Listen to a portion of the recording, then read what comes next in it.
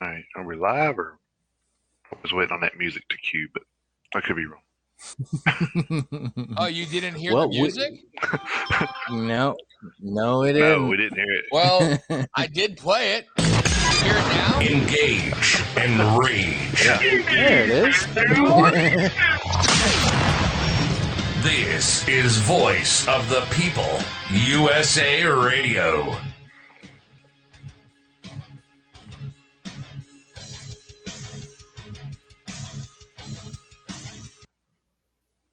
That's pretty similar to the one I was using. Yeah. Good Saturday morning, everyone. It is that time again, and we could not wait for it to get here. Although it's not going to be as fun a show as usual. Man. Yeah. We try to keep it light, the entire 2 hours the best we can, but such as the world likes to do from time to time, it kind of, kicked us in the teeth collectively as far as the metal world goes. We had a trio of deaths this week in the metal world, and so there was a lot of not good news that started off the week. Let's see, starting off on Monday, the lead story over at blabbermouth.net lead on Monday. Metal Church singer Mike Howe has died at the age of 55. No cause of death has yet been revealed as of when, I first read this story. I'll follow up on that in just a second. The news of Howe's passing was broken by Metal Church in a social media post this evening. The band wrote, "It is with our deepest regrets that we must announce the passing of our brother, our friend, and true legend of heavy metal music. Mike Howe passed away this morning at his home in Eureka, California. We are devastated and at a loss for words. Please respect our privacy and the Howe family's privacy during this most difficult time." Howe, who fronted Metal Church from 1988 until 1994, officially rejoined the band in April of 2015. The reunion between Mike and Metal Church was put into motion in July of 2014 when Mike started working with guitarist Kurt Vanderhoof on a side project Kurt was forming with Nigel Glocker from Saxon. Through these initial conversations, Kurt convinced Mike to ultimately return to Metal Church. The idea was to see if they could recapture some of the magic from the 3 albums Metal Church released in the late 1980s, The Human Factor, Blessing in Disguise, and Hanging in the Balance. Out of those sessions, 2016's 11 was born and captured the sound that made the band fan favorites in the 80s and mixed it with a new invigorated sound. During the making of the 11 album, Mike stated, can't clear my throat. Sorry. Mike stated about his return to Metal Church, quote, "Kurt Vanderhoof got a hold of me in August 2014 and he proposed me coming back to the band. He said Ronnie Monroe left the band and he didn't really want to carry on with Metal Church unless maybe I would consider coming back. So I said, well, I don't know. I'm open to it, but let's see what kind of music we can come up with." So Kurt went back to the studio and started writing songs in the vein of Hanging in the Balance, where we left off 20 years ago, and he sent them to me over the internet. And I was like, damn, the guy still has it and he's doing great work. So he sent me another batch, and that batch was just as good, if not better than the other. So from there I said, well, I can't say no to this, and let's just see how it goes. And we started writing lyrics and getting together, and it's now morphed into this, being back in Aberdeen in the studio making the new Metal Church record. Metal Church's latest release was From the Vault, which arrived in April of 2020 via Rat Pack Records. The effort was a special edition compilation album that featured 14 previously unreleased songs from the Howe era, including 4 newly recorded studio tracks, among them a redux of the band's fan favorite classic, Conductor. So to follow up on that, yesterday, July 3rd, according to TMZ, Metal Church singer Mike, the cause of death was determined to be due to asphyxia due to singing. A spokesperson for the Humboldt County Sheriff's Department told the site authorities are calling it a suicide. Cops got a call Monday morning, July 26th, just after 10 a.m. in Eureka, California, reporting an unexpected death at a home. By the time deputies arrived, they found the 55-year-old dead at the scene. So, not sure what any underlying causes would have been for Mike Howe to take his own life. Not sure what he had going on in his life, at the time. So regardless of what that may have been, we will, as far as any further details go, we may report them if they come out. We may not, in respecting the family's wishes for as much privacy as possible. So, so that was unfortunately death number 1 of this week. So, just when you didn't think you'd get any more kind of a bummer, this one was kind of I don't know about you, Jason, but I'm sure you probably feel this way, but this one was probably a little bit more of a shock and maybe a lot more of a bummer. But on Tuesday, we got the word that former Slipknot drummer Joey Jordison passed away. He died at the age of 46. The news of his passing was broken in a statement from his family. The statement reads, quote, "We are heartbroken to share the news that Joey Jordison, prolific drummer, musician, and artist, passed away peacefully in his sleep on July 26, 2021. He was 46 years old.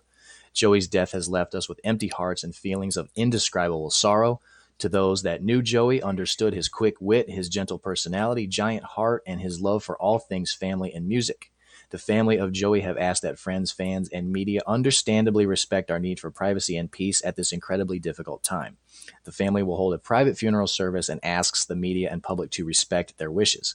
According to TMZ, Joey's family said that they will hold a private funeral service for him, but it's unclear when that will happen. Slipknot announced its split with Jordison in December 2013, but did not disclose the reasons for his exit. The drummer subsequently issued a statement saying that he did not quit the group. Several years ago, Jordison overcame the neurological condition acute transverse myelitis, an inflammation of the spinal cord which damages nerve fibers, which ultimately led to the drummer temporarily losing the use of his legs. Jordison and the members of Slipknot had been silent and evasive about the reasons for his dismissal from the band, but Joey finally spoke about it in 2016 while accepting an award at the Metal Hammer Golden Gods Awards in London, England. At the time, Joey claimed that he was fired from Slipknot without a band meeting or, quote, anything from management, end quote. He said, "All I got was a stupid fucking email saying I was out of the band and that I busted my ass my whole life to fucking create. That's exactly what happened, and it was hurtful. I didn't deserve that shit after what I'd done and everything I'd been through. They got confused about my health issues, and obviously even I didn't know what it was at first," he continued. "They thought I was fucked up on drugs, which I wasn't at all. I've been through so many things with those guys, and I love them very much. What's hurtful is the way it went down was not fucking right. That's all I want to say. The way they did it was fucking cowardly. It was fucked up."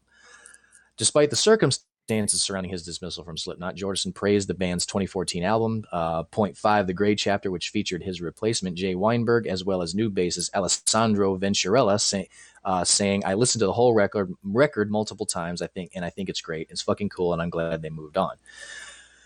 So, again, no official cause of death for Joey Jordison, but considering that he recovered from the transverse myelitis a few years ago, he was able to get back in playing, so that was good. But I don't know if there were any complications from that.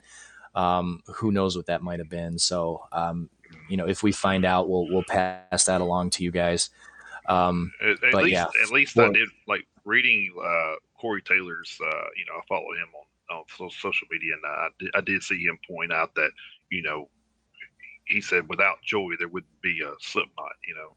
And right. And I think that was great for him to acknowledge that. I agree. I mean, oh, of course not. Yeah, I totally agree with that statement, and I saw I'm gonna post this to the Metalheads Unite Facebook page later on this morning.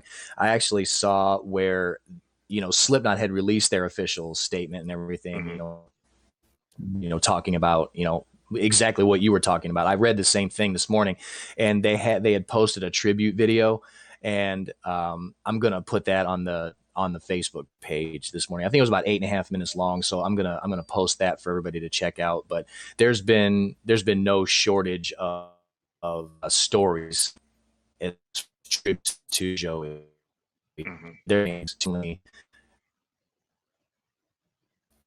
So they're definitely out there fortunate to be not four times. I got to see him twice at Ozfest in '99 and '04, and then I got to see them in concert in Atlanta one year.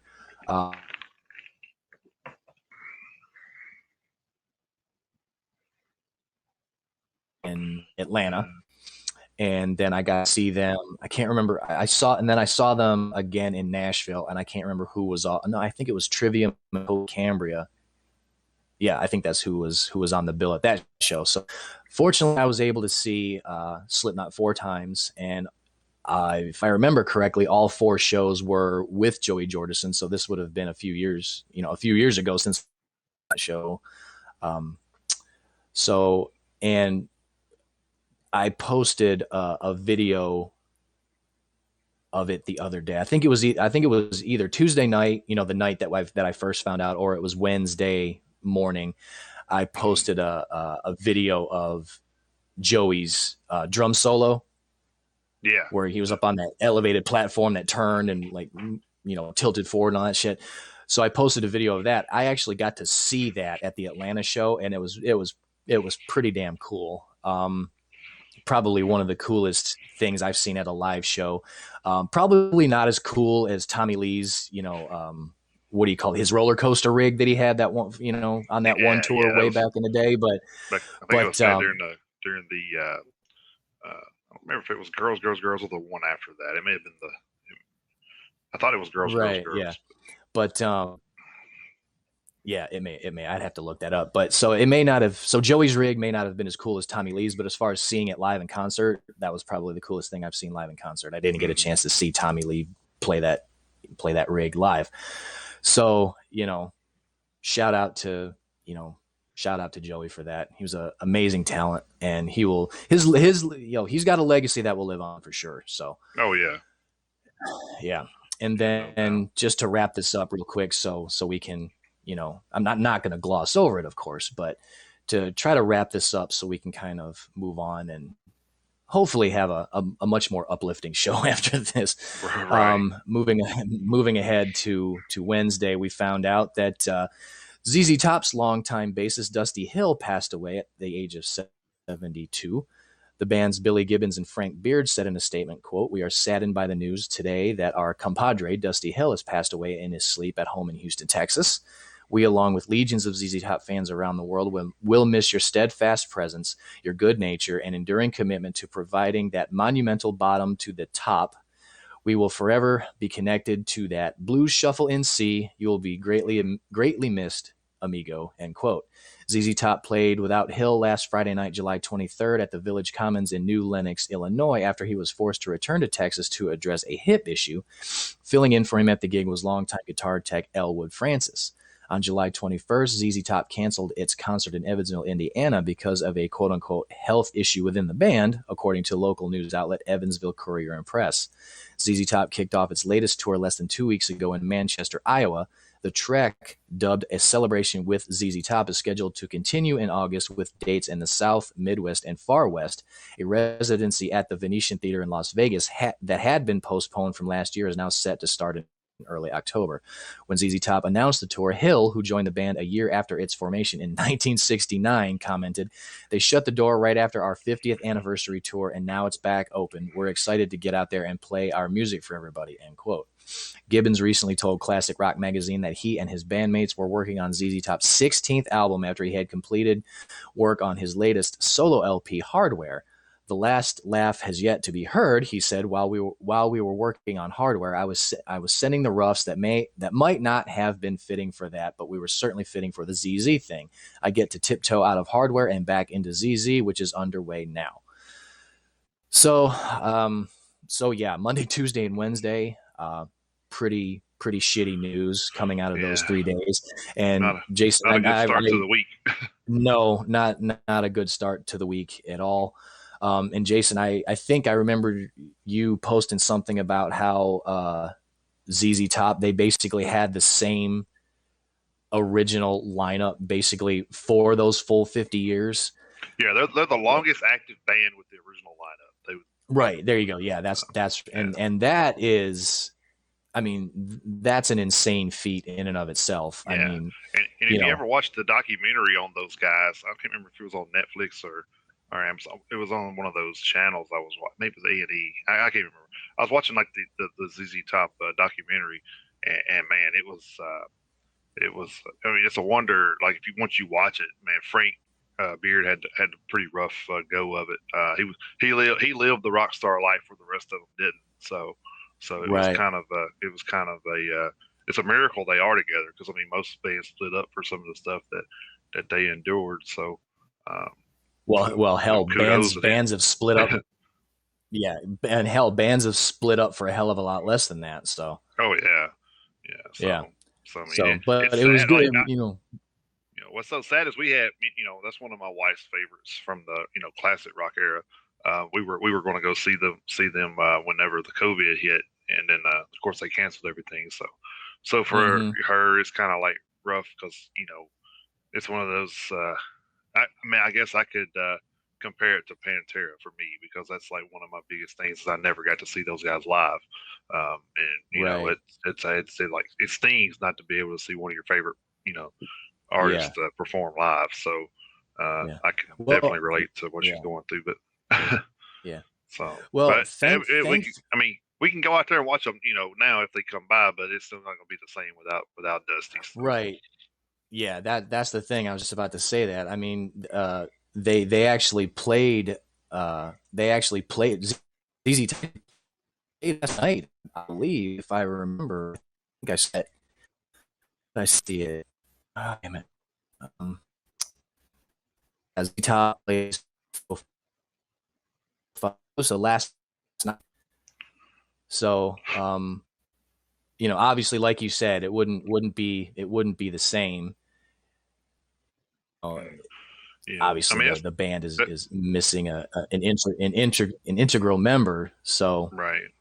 That's just like saying, yeah, like, it sucks. I know. There's talk about Phil Anselmo and Rex getting back together to try to do some Pantera touring and stuff, but it still won't be the same without Vinny and Daryl. I mean, that's just they were Pantera. Yeah, I mean, absolutely not. Well, yeah, they absolutely were. So I mean, and yeah, Phil has been quoted many times saying that he'd be all for it, for him and Rex getting back together. Mhm. And that even before Vinnie Paul had passed away, there was talk of Phil, Vinnie, and Rex getting back together, and then having Zakk Wylde take Yeah. Dimebag's spot. And Zakk Wylde was like, hey, if they come calling, then I'm in. It just, it never materialized. So, I mean, there was all sorts of talk about it, but yeah, I mean, who knows if the music would even sound the same, Right. cause there's a vibe and there's a soul in the way that Dimebag used to play that you probably wouldn't be able to capture by another guitar player. And don't, as talented as Zakk Wylde is, I just don't think he'd be able to capture the spirit of it. But I mean, that's not to say that I probably wouldn't go check it out for sure, because I would love to hear Pantera's music played live one more time, because I did get to see them a couple times, so I was fortunate in that respect. But still, to be able to hear some of those songs played at a live venue again would be great. But I know Phil and the Illegals are doing a vulgar set where they're playing pretty much the entire album on their sets right now. So yeah. But so who knows if that would materialize? But not to distract from right. the topic we were just talking about. So yeah. So definitely rest in peace to those three guys, to Mike Howe, to Joey Jordison, and to Dusty Hill. I think the one that's like tripping me out worse than any of them is the Mike Howe one, because the story's changed like 3 times already on the passing. So I'm still kind of like, okay, I'm waiting for an official word. I'm because I'm still kind of, okay, why is there 4 different stories here? Yeah, something that clicking there. But. And the funny thing is the follow-up story that I did.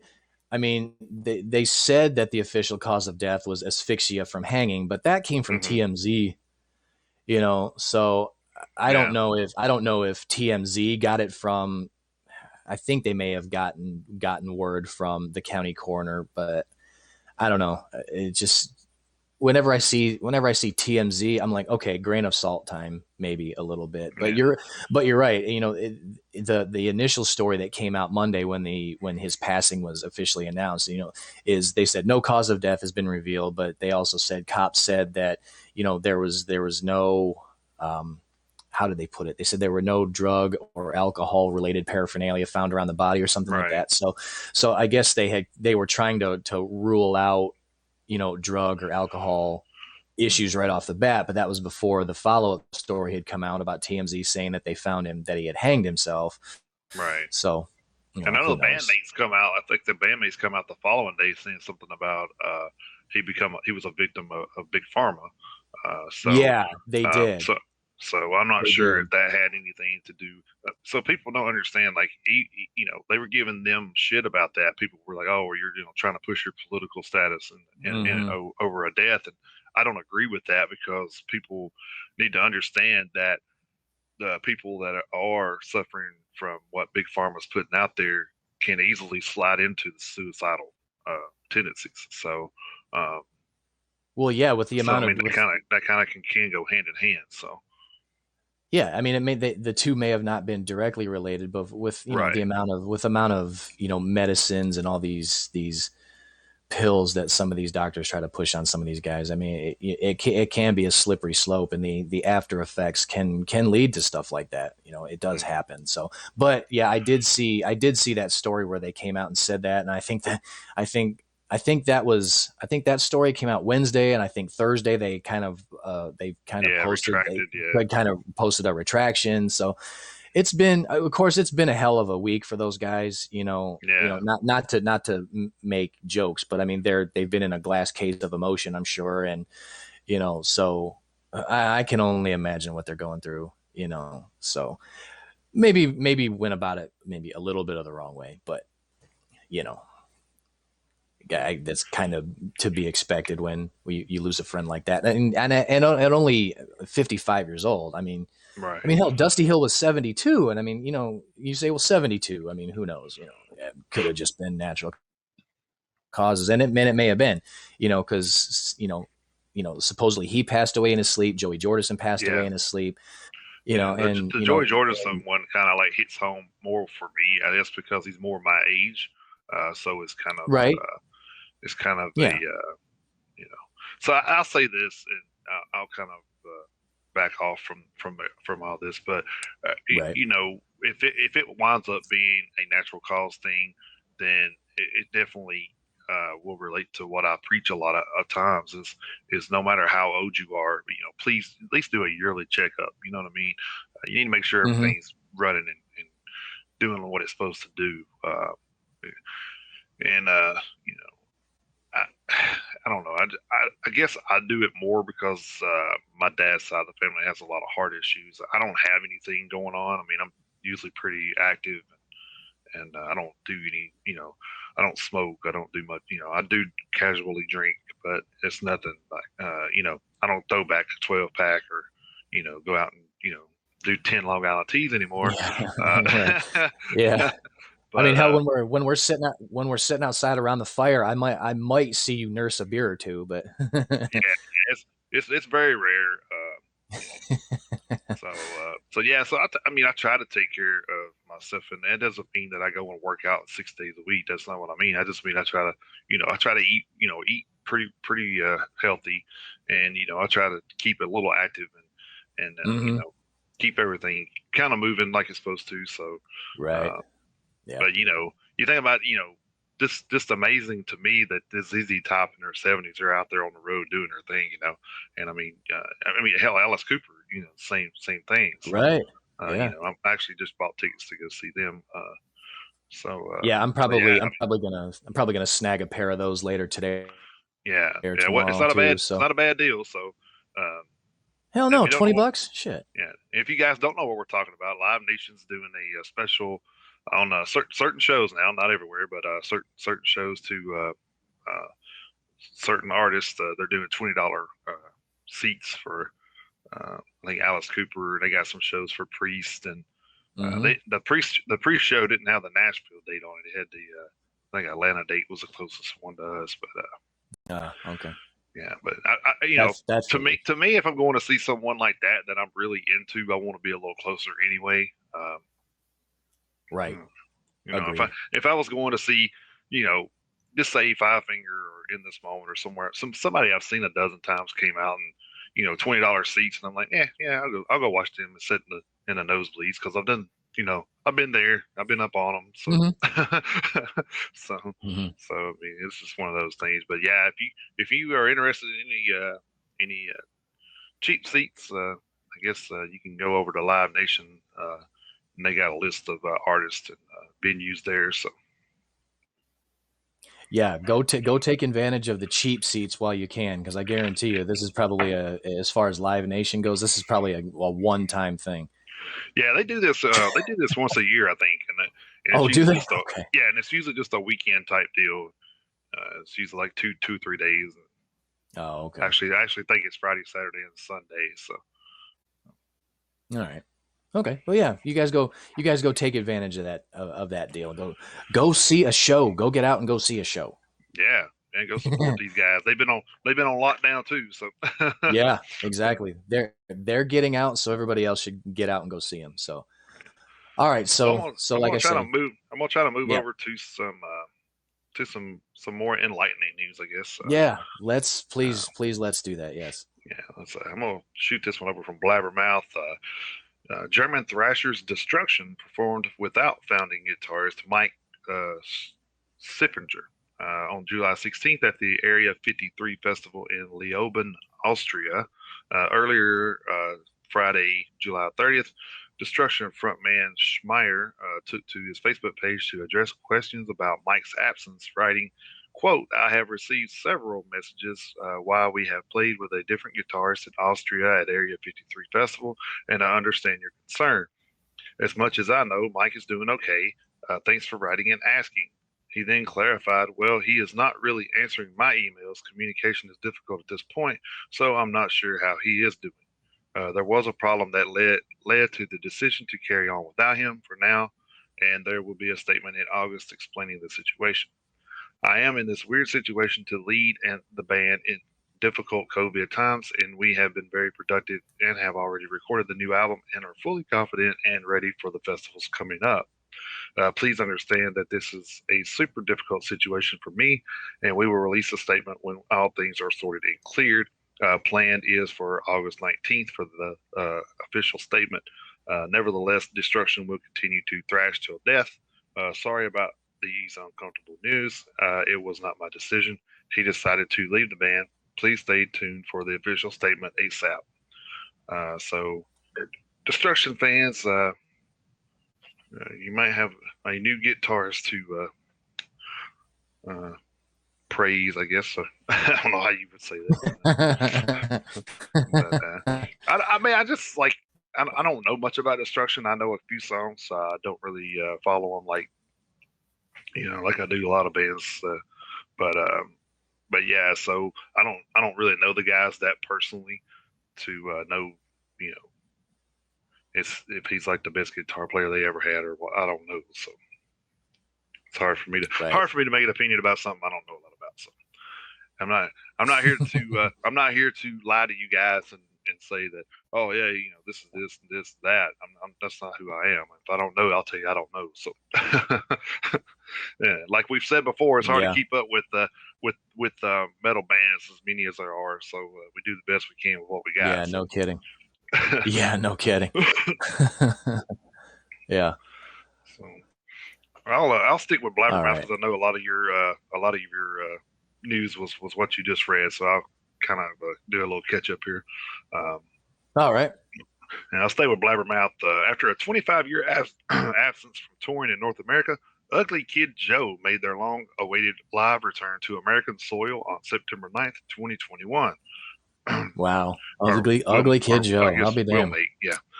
They're going to be special guests to Judas Priest. Ugly Kid Joe will appear at the Veterans United Home Loans Amphitheater in Virginia Beach. Ugly Kid Joe frontman Whitfield Crane comments, in 1992, Rob Halford came into the studio when we were recording America's Least Wanted and sang on Goddamn Devil and blew our fucking minds. As lifelong Priest fans, we are stoked to share stage with these metal gods. End quote. After a 15-year hiatus, Ugly Kid Joe reformed in 2012 and has toured extensively throughout Europe and the rest of the world, including festival appearances at the likes of Hellfest, Grass Pop, Metal Meeting, Download, Sweden Rock Festival, and Whack and Open Air. The band released the EP Stairway to Hell in 2012 and the full-length Uglier Than They Used to Be in 2015, and they are due to drop a new album in 2022. So that was kind of blew my mind. It's like I remember those guys from the '90s, and it's like, Me too. yeah, I was like, wow, that's they kind of had one of those bands that had the two albums and then kind of speared off the map. But Yeah, they did kind of like disappear, yeah, didn't they? It was kind of weird. Yeah, it was just like I guess they had been busy. We just like I said, we just never heard about it because it wasn't wasn't a big story, I guess. I don't know. But Yeah. evidently it's big enough now. Yeah. Well, I mean, hell, it's good to. Well, how long? How long did you say? I know you said how. It how was long? 25-year absence from touring in North America. So they have done Wow. some stuff in Europe, but they have not been in North America in 25 years. So Damn, that's crazy, man. That is crazy. So they did a 15-year hiatus of music in general. Then they come back, reformed in 2012, and then they started touring, and then they made the EP and then the full-length album Uglier Than They Used to Be, which now I want to check that out because Right. Yeah. Other Kid Joe was one of those fun bands, I guess. They had some pretty comedic videos, and so congrats to them. Glad they're still able to be around and do their thing, Yeah. Welcome back. Absolutely, welcome back. All right. Well, let's see. I'm gonna move over to Metal Injection for a second. I do have another Blabbermouth story, but I'm gonna move on over to metalinjection.net for a minute, because here's a story that we reported on previously, but this one has turned out to be heading in the right direction. So that's good. I wanted to report an update on this one because happy ending after all. Exodus drummer Tom Hunting recently underwent a full gastrectomy to remove the cancerous gastric tumors discovered earlier this year. Upon completion of that surgery, guitarist Gary Holt said Hunting was cancer-free and was doing extremely well. While the latter half of that is true, Hunting clarified in a new Instagram post that he's not exactly out of the woods yet and still has some chemotherapy left to finish. Quote, I just wanted to thank everyone for taking part in the Blind Illusion show. I'm blown away by all the love and support from everyone in this community. It really propels me in this fight. So I had a full gastrectomy on July 12th. I've been healing up good, relearning my relationship with food, more spaced out, lots of proteins, etc. The science of all this continues to blow my mind on a daily basis. Like, how can someone be out walking around 2 weeks after surgery? Haha. Anyway, I'm super thankful. I've learned that so many people don't even get a surgical option. The doctors had a good plan. They went in and they've told me they got it all. Fuck yes, sounds good to me. But it's presumptuous to say cancer-free at this point. I really hope to make that statement myself soon down the road, but let's not jinx it. I'm still in the middle of this fight. The hardest part is over, with still 4 outro chemo treatments pending. After that, I'll have another scan that'll hopefully show that cancer's ass has been evicted from my body and kicked down the road. I can't wait to see you all soon and play some of the new Exodus music live. Much love. So I thought that was definitely worth sending along as an update, that his surgery went well and that he's feeling a lot better. So yeah, hopefully, like you said, hopefully we'll have one more follow-up to let everybody know that he is officially 100% cancer-free. And then, hopefully not too long after that, I think they pushed the new album back to, I think it was November. So the new album Persona Non Grata is coming out. It was supposed to come out, I think, sometime in the spring, maybe May. I think that was the original release date. I could look back and check that up and check on that, but I do know that they pushed it back to November. So hopefully by the time that Tom is done with all of his cancer treatments, hopefully he gets a clean bill of health so that he'll be able to be back out on tour and ready to kick everybody's ass. So I wanted to pass that update along to everybody. So that's definitely some awesome good news. news. Yeah, some good news on top of everything else we were handed this week. Yeah.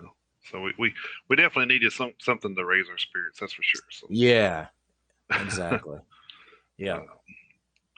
Well, I'm going to stick with Metal Injection since you're already over there. So, All right.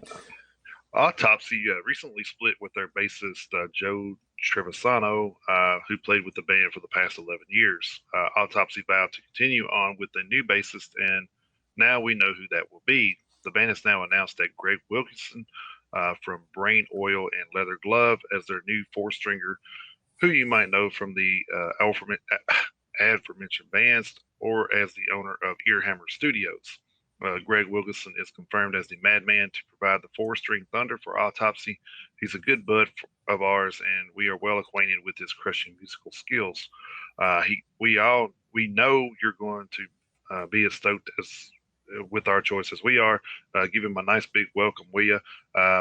It's got a little quote here. It says, "Below is part is the part where if you don't know about Greg, we will tell you all the stuff he's done as a studio engineer and musician." He's the owner engineer of Earhammer Studios in Oakland, California, known for producing local bands like High on Fire, Autopsy, Necrot, Mortuous, Vastum, Althar, Violation Wound, as well as non-local international bands like Undergang, Phrenolith, and Hyperdontia, Withered, etc. So the guy's got some time under his belt, so I think that'll probably be I'm not real familiar with Autopsy. Like I said, it's another one of those bands where there's a song or two that I'm good with, and then I guess I don't study their catalog, I guess is how I should put it. Right. Yeah. So yeah. So I guess that would be a good fit for them. I know a good bass player. It always goes back to that story I remember where the chick tried to sue the band for sleeping with the bass player, saying he wasn't really a member. so I always God. Yeah, so I always think every time we talk about bass players, I always think about that, and I'm just like, no, bass players are definitely a part of the band. I mean, yeah, they absolutely are. In some bands, the biggest part, just ask Billy Sheehan. So, right. I'm gonna stick with Metal Injection on this quick little story here. Every Time I Die is now renting out the house they used to live in as a band. The house is in Buffalo, New York, and has been completely remodeled. Because you probably don't want to stay in the exact same house as the band used to live in. The house is available for rent now on Airbnb and features a mural painted by hand by the band guitarist Jordan Buckley. There's also still some vomit stains on the wall. I'm just kidding. It doesn't say that. But I bet there are. There probably is. But and the house is where Every Time I Die wrote the 2000 record "Hot Damn," which is pretty cool. You can, if you want to check it out, you can go see some pictures over at Metal Injection. They have a couple of pictures there.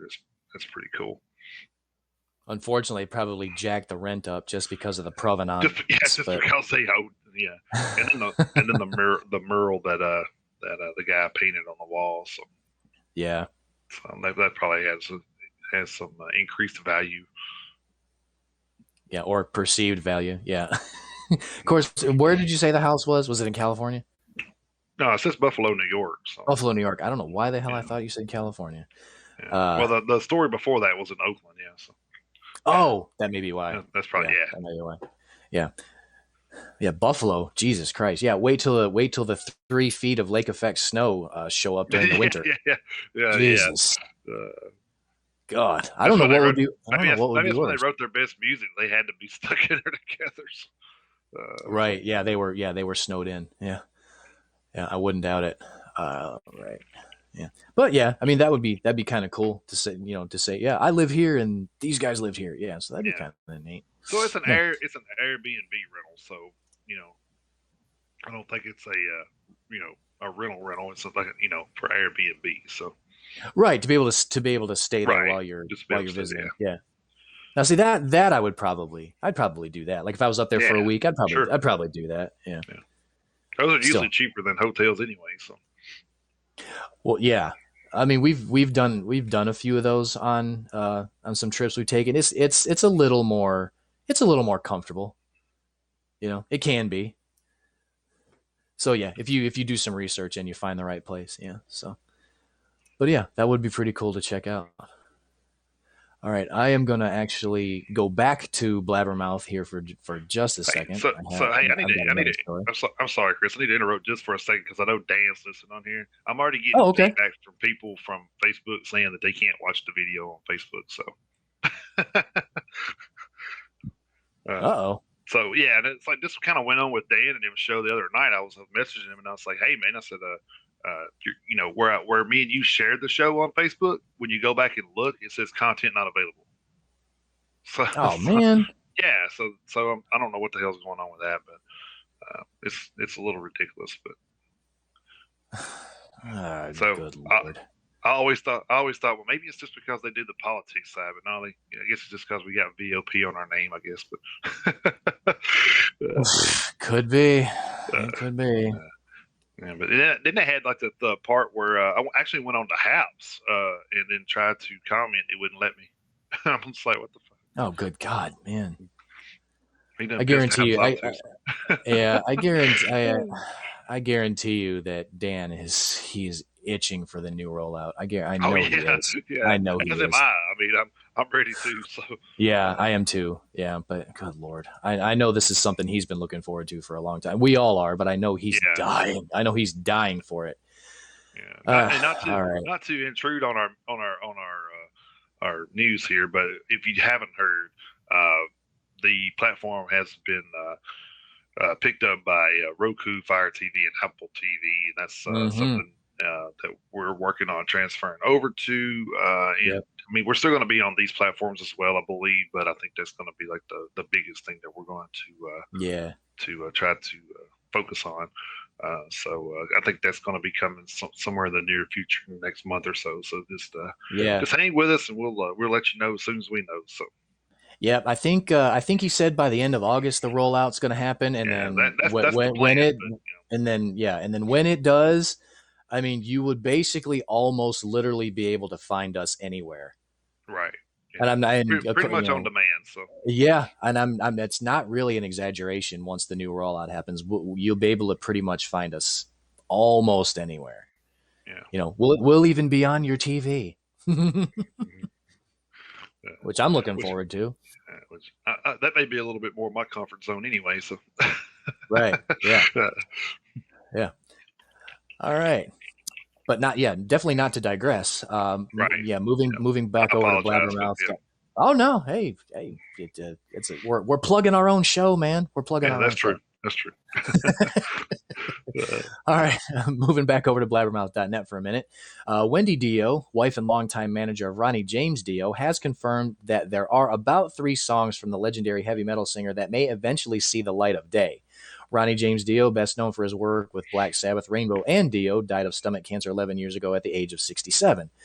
During a brand new interview with Live Signing to promote Ronnie's just released memoir, Rainbow in the Dark, the autobiography, Wendy was asked if any unreleased Dio material may one day be made available to the public. She responded, as transcribed by blabbermouth.net, quote, "Actually, there are about 3 songs that Ronnie was working on a song with former Dio and Rainbow bassist Jimmy Bain before Jimmy passed away. That was one. Craig Goldie, former Dio guitarist, were working together on a song. They were working on some material and stuff, and it got pushed to the side. And I think the last thing Ronnie was working on was with former Dio guitarist Doug Aldrich, and they were working on a song. All things are in a vault," she explained. "I have to go into the vault. We are taking the necessary steps. We are having it all itemized and categorized." And Wyn Davis, who was Ronnie's engineer, who loved Ronnie to death, and Ronnie loved working with him. He's the only person I really trust to do that, so he's going there, going through the stuff, and he will listen to those songs and tell me if those are what Ronnie would approve, because Ronnie was a perfectionist, so it has to be something that Ronnie would put out. We're not going to shove something out because it's got Ronnie's name on it. That's not what Ronnie would want, and I would never do that to Ronnie. But if the lyrics are there and Ronnie sang the parts, we can always have the band go in and play the music, but we have to make sure that it's sung properly. 4 years ago, Aldrich, who was a member of Dio for a short period between 2002 and 2006, revealed the existence of a previously unreleased Ronnie James Dio demo recording. The track in question was written during the sessions for Dio's Magica 2, a sequel to 2000's Magica that was left unfinished when Ronnie died in 2010. A Magica 2 track titled Electra made it on to 2012's The Very Best of Dio Volume 2, but Aldrich said more material may surface from the sessions. Ronnie was renowned throughout the world as one of the greatest and most influential vocalists in heavy metal history. The singer was diagnosed with cancer in late 2009. He underwent chemotherapy and made what is now his final public appearance in April 2010 at the Revolver Golden Gods Awards in Los Angeles. Rainbow in the Dark, the autobiography, was released on July 22nd via Permuted Press. It was written with longtime friend of 30 years and esteemed music writer Mick Wall, who took up the mantle after Ronnie's passing. So yeah, supposedly there's some RJD music floating around out there, and if we hear that stuff's coming out, we will definitely let you guys know. And if we're able to post it, we will definitely do that. So hell yeah, that's some. I would it's like definitely I would definitely. Never heard before, too, right? Yeah. Previously Yes. unreleased. So it would be that's all. it It even, would be. It would that's be even completely better. brand new music. Yeah, it would be completely brand new music to all of us. So yeah. All right. I hate that. Live TV is awesome, but you get that thing where you're trying to like feel like you're going to sneeze. That's just like the awfulest feeling in the world when you're live. So Yeah. I know. I'm having another one of those. I'm having another one of those episodes where I keep having a gnat fly in front of my face. So if you oh my see me god, if you see me waving. So if you see me waving at something, there's another goddamn gnat flying in front of my face. So I don't know where the hell they're coming from. Don't let Chris lie to you guys. He's having a mental episode if you see him swatting at the air. So Shush! Stop! Shush. Yeah. Well, we're going to move on from one rock icon to another, I guess, or metal icon, I guess I should say. Ozzy Osbourne is set to release an expanded digital deluxe edition of his sixth solo studio album, No More Tears, in celebration of its 30th anniversary. Way to make me feel old, Ozzy. Oh. I'm telling you. The release will arrive on September 17th via Sony and will feature 12 new rare tracks appearing on streaming services for the first time ever. It will additionally be available in physical formats, including 2 special vinyl editions, a 2 LP black vinyl version, or a 2 LPs in yellow and red with a especially created booklet. Claiming No More Tears was, quote, one of my favorite albums to make, Ozzy says, reflects on the recording process, stating, quote, I have a lot of great memories of making that album. We worked hard on the record with John Purdell and Dwayne Barron, who became extra 2 members of the band. Before we went into the studio, we discussed that what we were going to do, everything was planned. It's so nice when you get a producer who's more like part of the band than them saying, nah, you do it this way. Because we write them, and when you write the songs, you have a mental picture of how you think you want it to sound. Sometimes you're surprised for the better, but other times you're disappointed. But John and Dwayne did an extraordinary job on the album. It was really, really well done. Every song was worked on for a long time, and we spent extra time trying to get things right. But there was a lot of there was also lots of goofing around, and we had a good time making it. And Zach's playing on it is spectacular. On its release in 1991, No More Tears scored 4 top 10 singles on the Billboard Rock Tracks chart, with My Mom Coming Home, one of 4 songs on the album co-written with Motorhead's Lemmy Kilmister, Road to Nowhere, Time After Time, and the title track No More Tears.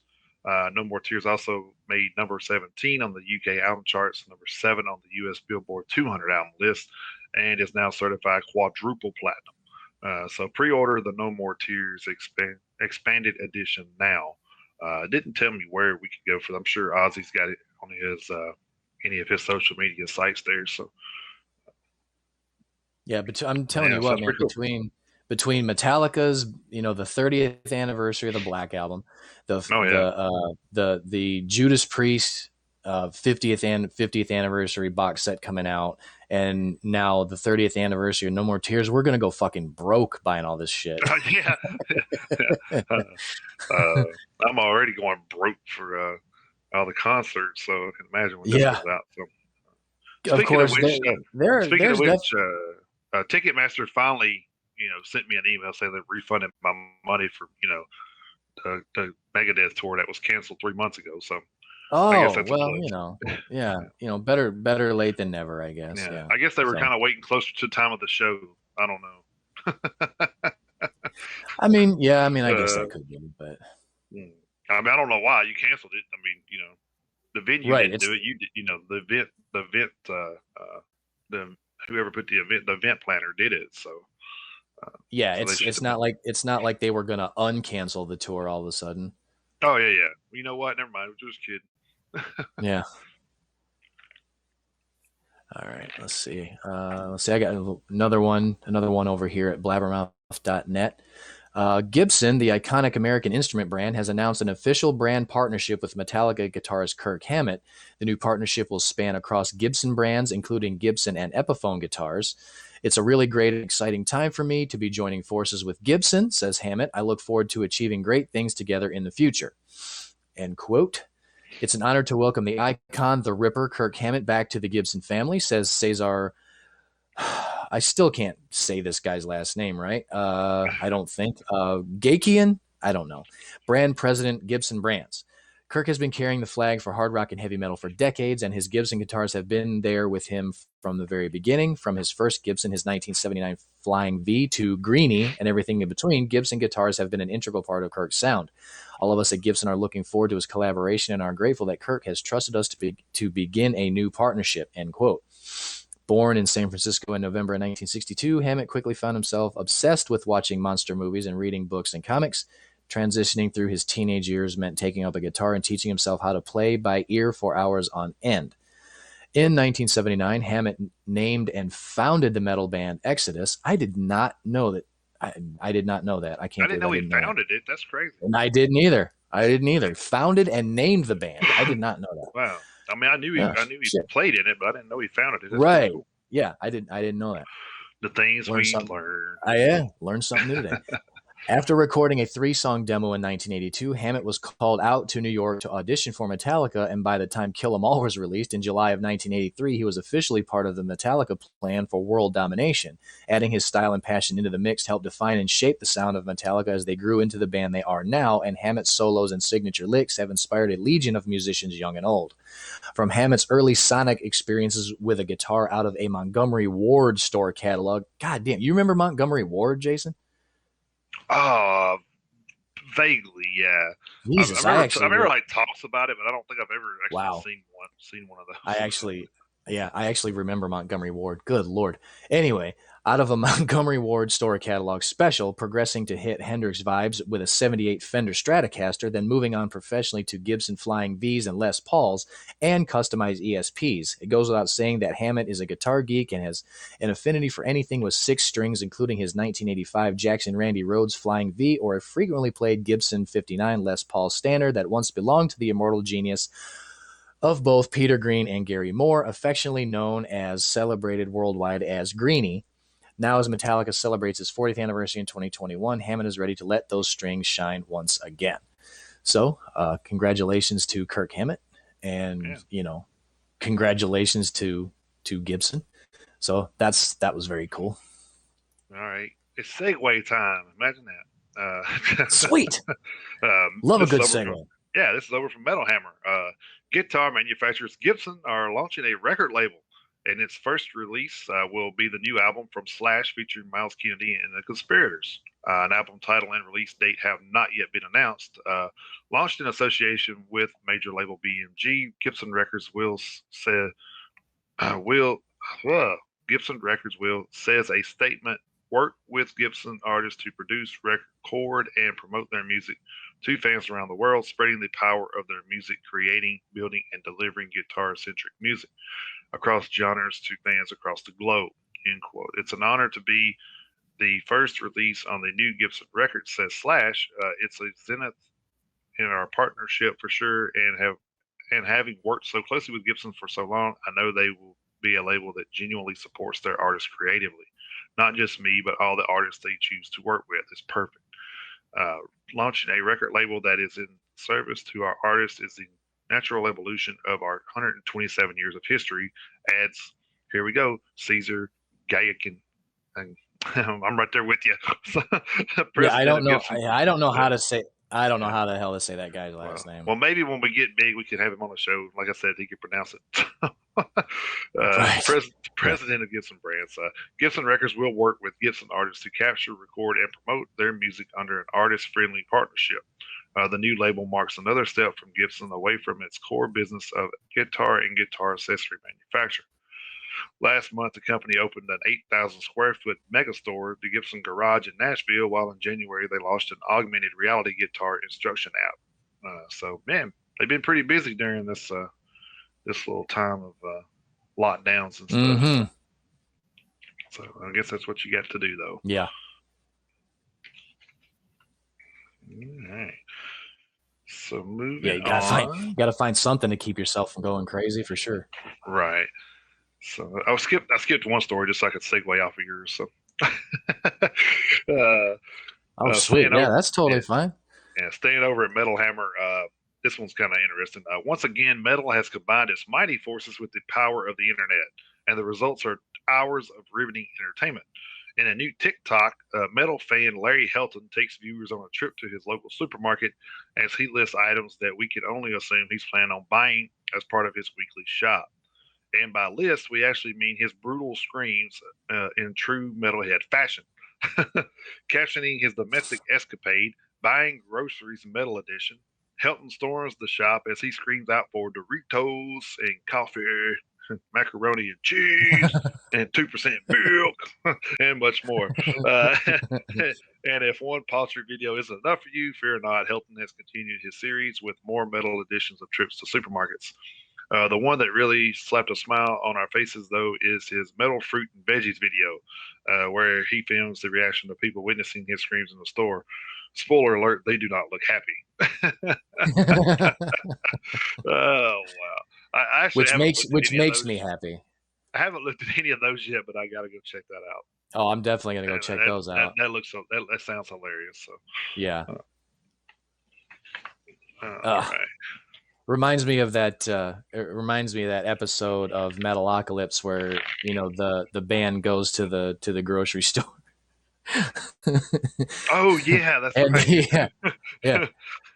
And they show up. They're all standing there in the grocery store, and Toki's like, "Oh, what's this place called?" And Squizzer's like, "I believe it's called Food Library." Food Library, yeah.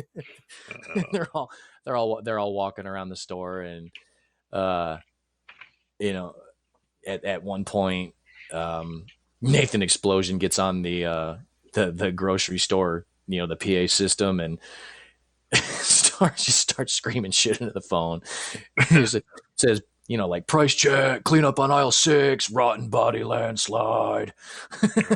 I can't wait till they it's do hilarious. The man. Yeah, me too. I'm so looking forward to that, but that's what that reminded me of, that episode. So yeah, I'll definitely check that out. That'll be good. May post a few of those to the Metalheads Unite Facebook page too. The funniest ones, so everyone can partake that.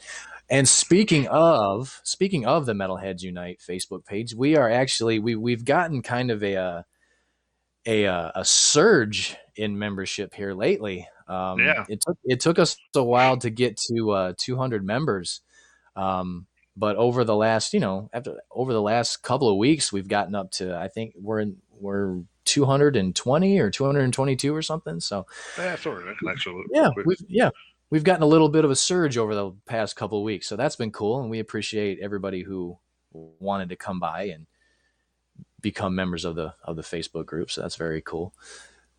We greatly appreciate that. So, right, let's see what else does the heavy metal news world have for us. I should have done this earlier. I missed an opportunity to do a segue. So I feel kind of bad about that. But over at still with blabbermouth.net, the latest addition to the ever-expanding range from UK independent publisher Rock and Roll Coloring has been announced. A brand new official coloring book from Alice Cooper, shock rock's most enduring and beloved icon, featuring iconic artwork and instantly recognizable images, all printed on high-quality paper in a square format, fully endorsed and officially licensed. These amazing designs have the potential for hours of satisfying coloring in. The book encourages you to raise your fist and yell in celebration of Alice Cooper's spine-tingling legacy, letting your imagination run riot as you create your own personalized versions of your favorite designs. The book contains painstakingly created renderings of each image with detailed outlines ready for you to unleash your artistic skills using pens, pencils, or paint, including artwork from classic tour and shirt designs and album sleeves spanning his 50-year-plus career. Let your imagination run wild and add your own interpretations of these classic images, or simply recreate them as closely as you can to the originals. Whatever you decide, the satisfaction of adding your personal touch to these classic designs is extremely rewarding. Devised and created by two lifelong rock and heavy metal devotees and coloring book fans, Rock and Roll Coloring was formed by fans for fans. Every effort has gone into making sure these books do justice to the legacy of Alice Cooper with his approval. Coloring has proven significant mental health benefits, including mindfulness, relaxation, and increased focus, and can be enjoyed by any age group. These books provide hours of creative and restful activity that combines the love of the music with the love of the art. The Alice Cooper books follows on from the previous rock and roll coloring releases from Motorhead, Judas Priest, Thin Lizzy, and Megadeth. The book is published on August 22nd, 2021, available for worldwide shipping, and can be previously pre-ordered via iSore merch. So get out there and color you some Alice Cooper stuff. Yeah. Just don't listen to metal while you're doing it. It's hard to stay on the lines. But Yeah, you're like, oh,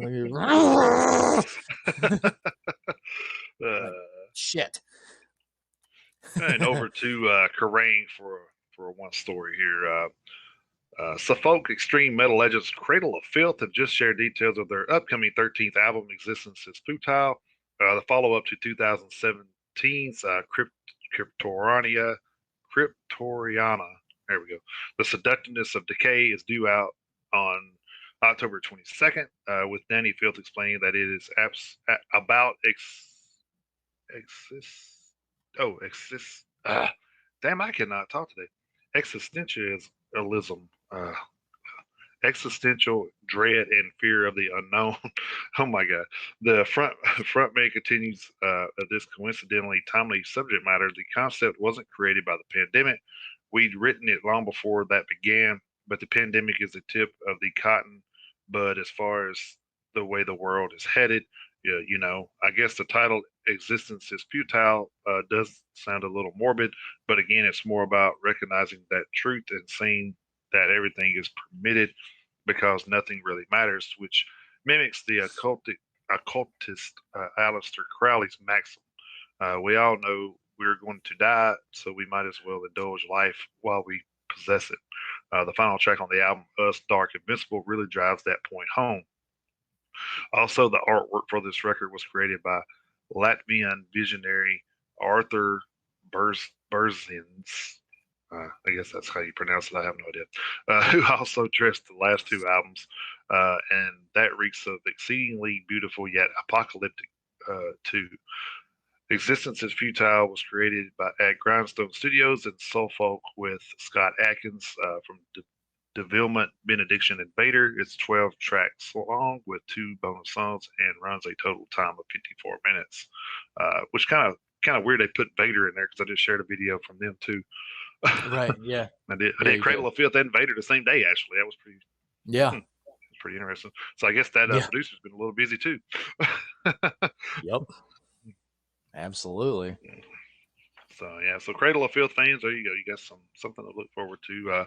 Like I said, I've never been a big Cradle of Filth fan, but that song that I put out I shared yesterday or the day before, it was actually not too bad. It was. I was actually, I'm kind of in the same boat as you. There's been some songs of theirs that I like, but I wouldn't exactly call myself necessarily a Cradle of Filth fan. But right. There's been some songs that I've liked, and then that one surprised me a little bit. Yeah. So yeah, it's good to see. All right. You got anything else, or? I've got. I don't really have any more news, but like we were talking about before we went on the air, I've got this list of fun facts that I wanted to read real quick because I know you've got a list too. Yeah. So that's my last name too. So we'll just do those two last right now, I guess. All right. Well, I'm good. I'll take mine real quick. Last but certainly not least, over at metalinjection.net, they have 10 fun facts about Metallica's Kill 'Em All on its 38th anniversary. On July 25th, 1983, Metallica's Kill 'Em All was released to an unsuspecting public, not knowing that this band would become the biggest metal band and one of the all-time best-selling musical acts in history. Let's take a look back at 10 fun facts about the album that you may or may not know. Number 1, the album was originally going to be called Metal Up Your Ass.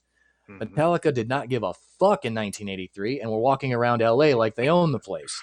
The artwork would feature a hand sticking out of a toilet clutching a dagger. The band's label, Megaforce, urged them to change it after distributors and international labels refused to put out the obscene cover.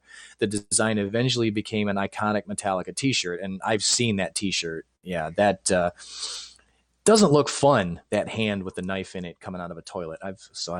I didn't know that was supposed to be the name of the album, but I have seen that t-shirt. Yeah. Let's Yeah. see. I actually knew that one. Yeah.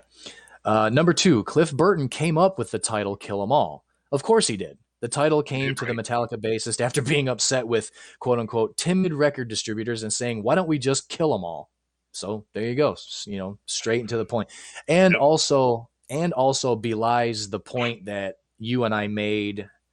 I don't remember when it was. I know we've talked about it on a previous episode, talking about what we thought Metallica would and would not have done going forward had Cliff Burton not died in that bus accident. Right. What projects would they have done? What projects would they not have done? And that quote right there kind of just belies the point.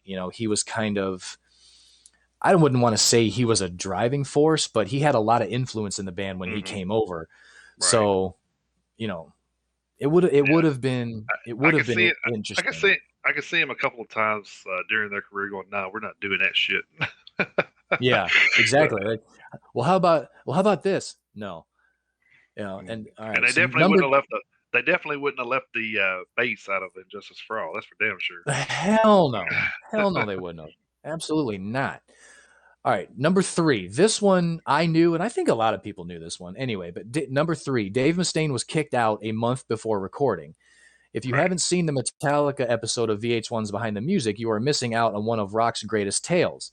Original lead guitarist Dave Mustaine had a drinking problem. The band was living in New York rehearsing for their new album when they just about had enough of Mustaine's antics and famously packed his things, bought him a bus ticket, and told him to leave. Mustaine still got songwriting credits on 4 of the tracks on the album: Jump in the Fire, Phantom Lord, Metal Militia, and The Four Horsemen, which was originally titled The Mechanics and actually released under that moniker with Mustaine's next band, Megadeth. So yeah, that one I remember because I actually did see the Behind the Music. So yeah. And then people don't realize that it was because they all drank, but the other 3 guys were the fun, pranky type drunks, and Dave was the fighting type. So when they started drinking him, he wanted to fight. So yeah, he was the polar opposite. So yeah, right. I think they usually don't click well. So. Yeah, and I think and if you haven't seen the Behind the Music, you should check it out for one. But for 2, I remember they were actually talking about that, and they said that they basically when they decided that they were going to fire him, they basically like it just said, they packed his stuff and told him to leave. But what it was Lars said that they actually woke him up and said he was out of the band, and then said that he had to get down to the bus station in 30 minutes because his bus was about to leave. Right? Yeah. They didn't want any confrontation with Dave. They just say, no, they didn't. No, not at all. I mean, they were like done. So yeah. But moving ahead to 2021, I mean, we got 2 really good bands out of it. So I guess that's turning a frown upside down. But I'm sure Dave Mustaine would probably have a little bit different take on that. But anyway, all right. Number 4, Kirk Hammett had a month to rework Mustaine's solos. After kicking Mustaine to the curb, Kirk Hammett had a week to practice the songs, get his ass to New York, and play shows. Here is Kirk describing his first few weeks in the band in a 2008 interview. Quote, I had a week to learn the songs. At the end of that week, I flew out and I had a week to rehearse with them, and then we started playing shows. Every show just kept on getting better. When it came time to go into the studio, Johnny Z, our manager, said, you have to play Dave's solos. I said I didn't really want to. Then why don't you take the opening to every solo so that people think that they're Dave's solos, and then you can go somewhere else with them, he said. As a 20-year-old kid put in a position like that, you don't want to rock the boat too much, especially being the new kid in town, the fresh guy. So I said, sure, that's exactly what I did. I took the first 4 bars of most of the solos and changed them. When I changed them, it was always for the better, and everyone liked it. Ooh. Shade thrown. Yeah, right. Hammett rewriting Mustaine's solos infuriated Mustaine and caused him to hold a grudge for many years, thinking that Hammett got famous on solos that Mustaine wrote. I can kind of see why he would have thought that. But yeah, a little bit of shade thrown in there by Kirk Hammett. You can hear Dave going, say that to my face. No shit, right? Yeah. Damn. Wow. All right. Number 5. Some songs were carryovers from previous bands. Hit the Lights, the first official Metallica song, which initially appeared on the iconic Metal Massacre compilation, was actually a carryover from James Hetfield's first band, Leather Charm. The Mechanics, which became the Four Horsemen, was originally written by Mustaine for his previous band, Panic. Did not know either one of those. And I didn't know that. I didn't know that James Hetfield was in a band called Leather Charm. Yeah, I didn't know that either. So I wonder if there's any footage of that, whether it just be pictures or any audio of that. Yeah. That'd be interesting. Yeah, well, hopefully it's not too different sounding. Well, hopefully it's Well, hopefully it's not like Pantera, who had who were glam metal for their first 4 albums, and then when they completely did a 180 when Cowboys from Hell came out. Phil definitely turned that band into a whole different he did. Style. He did, so but I think we definitely got to give him props for that. So. Yeah, and I'm sure you remember this, but a lot of people may not know that Phil Anselmo was actually the singer on the 4th glam metal Pantera album.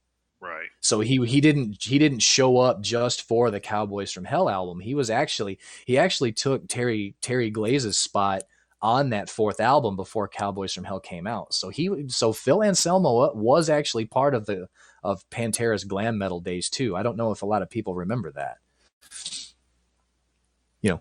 The more you know. Number 6, and I know you remember this because I remember it back from WCW. Number 6, Seek and Destroy was once used as a wrestling entrance theme. As part of the promotion for the WCW wrestling theme movie Ready to Rumble, starring David Arquette, WCW licensed the ripping track and used it as the entrance theme for their most iconic wrestler, Sting, with the additional thunder sound effects added in. You can see Sting's entrance above, and then there's a YouTube video of it, embedded in the story. But yeah, I remember Sting coming out to Metallica for quite a long time, and I thought that was pretty badass. Of course, I like Sting's entrance when he changed over to his Crow character, but when he went from the Crow to the Metallica entrance music, that was still pretty cool too. But that's one I remember, and I'm sure you remember it too. So, yeah. All right, let's see. Number 7, Metallica has sold over 3 million Kill 'Em All records to date. The album was certified triple platinum in 1999 and will no doubt be certified quadruple platinum any day now. Yeah, I did not know it had sold that well, but yeah, I agree with the article. It'll be quadruple platinum before too long. Well, like I said, I think it's like when the Black Album came out, everybody started looking at their back catalog and started buying all that stuff up too. So, right, yeah. All right, let's see. Number 8, Metallica has closed most shows with Seek and Destroy since 2003. If you've gone to a Metallica show in the last decade, chances are swell that the final song of the night would be Seek and Destroy and would most likely involve balloons. The band started this tradition on the 20th anniversary of the album's release. I guess I didn't notice. Yeah, I hadn't either. I didn't notice. Yeah. Because we were both at that Metallica show back in Atlanta, and what was it, 17 when we went? Yeah, I think it was 17. I didn't. Yeah, I didn't really pay attention to the last song. I guess I'd have to go back and. I guess we could go back and look at the track list and see if they actually did that, but they probably did. Let's see. Number 9. The original band got back together to perform Metal Militia at Metallica's Triple X shows. I don't know if it's actually supposed to be Triple X or if it's supposed to be 30. Oh, it's probably 30th anniversary. Yikes! I had to look for the context there for a second. I was waiting on. I was Metallica. waiting on. I was waiting on a. I was waiting on a segue to Vin Diesel or something. Metallica celebrated their 30th anniversary as a band 7 years ago and decided to let bygones be bygones and invited original guitarist Dave Mustaine and original bassist Ron McGovney up on stage to jam on some Kill 'Em All. It was truly a historic moment for Metallica fans. And then there's also a YouTube video of that embedded in the story, so you can go check that out. Number 10, there were limited edition Kill 'Em All shoes. Vans wanted to help Metallica in the Vans wanted to help Metallica in the celebration of the 30th anniversary of the release of Kill 'Em All by putting out a special edition Vans high tops, which are in high demand. Kudos to Metallica for writing a record 38 years ago that still stands the test of time. My favorite track on the album is Metal Militia. What's yours? Of course, that last line was from the author of the article. So was that? Was the van story part of what I shared last week? No, I don't think it was, because it says that when in the 30th anniversary of Kill 'Em All came out, which would have been 8 years ago. Right. Okay. So I think it was just. I think it so happens to be. So they had a relationship before that. So we were actually talking about that last week. I was wondering why it all of a sudden came up, but I guess they had a relationship before, so it kind of makes more sense now, I guess. Yeah, and there's actually and in the story there's actually a picture of the shoes, so you can check those out too. But to answer the question in the last line of the story, where the artist says that his favorite track on the album is Metal Militia. What's yours? I would have to say my favorite track on Kill 'Em All is probably The Four Horsemen. I like that. I think that's probably my favorite song on the album. Kill 'Em All, right? Yes. Yeah. Man, that's hard, because like that is a hard choice. So Kill 'Em All was like one of my first cassettes that I owned. So yeah. It was weird. I think I told this story before, but I went out and bought was looking for, I don't remember what it was. It was like a UFO, I think, cassette or something I seen. And that was like the only like rock or metal, thing they had in the store I was in. This was before all of the Camelites and, Cat Records and all that stuff came about in the 80s. So I picked that up thinking that's what I was buying, was like a UFO. And it wound up being like a UTFO, which I'd never heard of. I pop it in, it's like some kind of hip hopish rap shit. And so I was kind of pissed off about that. So of course I'm like 10 or 11 or some shit. So I can't just go to the store and refund it, because, I'm 10 or 11. So your mom's, mom has to take in all this shit. So what happened was I wound up with a friend of mine in the neighborhood had Metallica Kill 'Em All. And I said, dude, I'll swap you, because he kept talking about how he liked that song or whatever that was on the one I was playing. He said, man, I like that song. I said, well, I'll swap you for that Kill 'Em All cassette. And he's like, all right, cool. So that's how I wound up with my first Kill 'Em All cassette. So one of the best trades ever, I'd say. Yeah, right. Yeah, that's probably like the best trade I ever made. So so I would probably go with Jump in the Fire or Whiplash. I don't think, I don't think you could.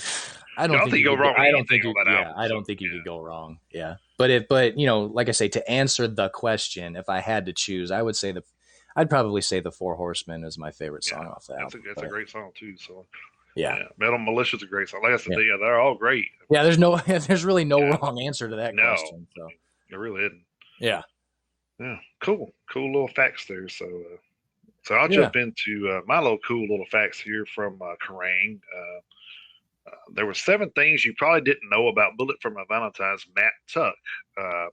Number 1 is he wanted to play rugby for Wales. That was my dream. I was a big sports player until I was 17, and then gave it up to concentrate on music. When I was a kid, it was either be a rock star or be an international rugby player. Given the size of some of the lads playing rugby today, I probably made the right choice. I would say so. Number 2, I'm a massive petrol head. the only love I have apart from music. It's an expensive passion. I go to motor shows and I go to Auto Trader every day and look at market prices. I frequent garages to check out the new models as well. I love the smell, the touch, the colors. I'm a total car geek. Well, he could definitely be on your brother's show as well. So Yeah, yeah, he could. you know. Number I'm 3 gonna was I'm gonna pass that along to him. yeah. We can actually share a guest or something maybe. Oh, that'd be fantastic. Yeah, Oh, that'd be awesome. that'd be Uh, awesome. Number 3 was James Hetfield was my teenage hero. When I was 14, my goal was to be like him. I didn't want to be a policeman, a fireman, or an astronaut. I never had those typical "I want to do this" moments. Apart from rugby, I was very stubborn with regards to pursuing music, but that's the attitude you need if you want a career that's not a run of the mill job. So number 4, I'm addicted to Call of Duty. I'm not a huge gamer, but I have a big passion for Call of Duty. When I'm at home and the little one is in bed, I switch to Xbox on, get online, and cause some chaos. It's a fantastic game, and I love it. Pretty cool. Could be worse things you could be doing. Yeah, I number never could get into. I could never get into those games. I would much rather watch somebody who's good at it play it. Right, that's Because me too. I'm the guy who's over in the corner shooting at the sky. Yeah. I'm like, that's I me don't too. know how to work the. I'm like, I don't know how to work the Shooting buttons. shooting at people's feet and shit. You know? Yeah, that's me. Yeah, I'm the noob that's over there getting pwned. Yeah. Number 5. I thought I'd made a mistake with music. The desire to be a musician took over my life, but there was a point where I thought, "Fuck, I've done something wrong here." I was 23, still living with my parents, and I didn't have any money or an end goal in sight. The older I was getting, the more people slammed my decision to continue with the band. The doubt started to creep in, but then we landed a record deal. Oh, thank God. So, I mean, I love me some Bullet for my Valentine. So. Me too. So number 6, Margot Robbie loves Bullet for My Valentine. We got messages on Twitter from fellow musicians, wrestlers, and even politicians saying they like our music, but Margot is definitely our most famous fan.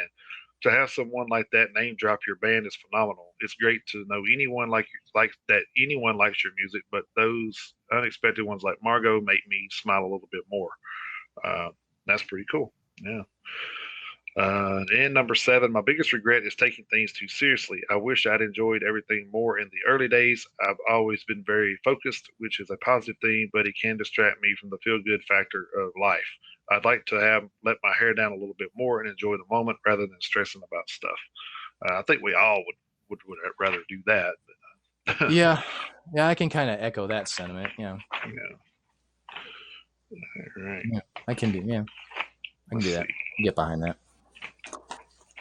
I need to do a quick rewind because we wanted to start the show out a little different because of everything going on. But I didn't do the birthdays first because of everything going on. But I'm gonna give those shout outs real quick before we get into the history stuff. Sounds good. So July 24th, we had Pete Weber, drummer for Havoc. There's a couple of them I missed from last week, so I'm starting out with the 24th. Okay. Joel Strutzel, guitarist for Killswitch Engage. Then I had July 25th, Manuel Manning Charlton, guitarist for Nazareth. Mark Clark, bassist for Colosseum, Tempest, and Uriah Heep. Danny Filth, vocalist for Cradle of Filth. And July 26th, I had Roger Taylor, drummer for Queen.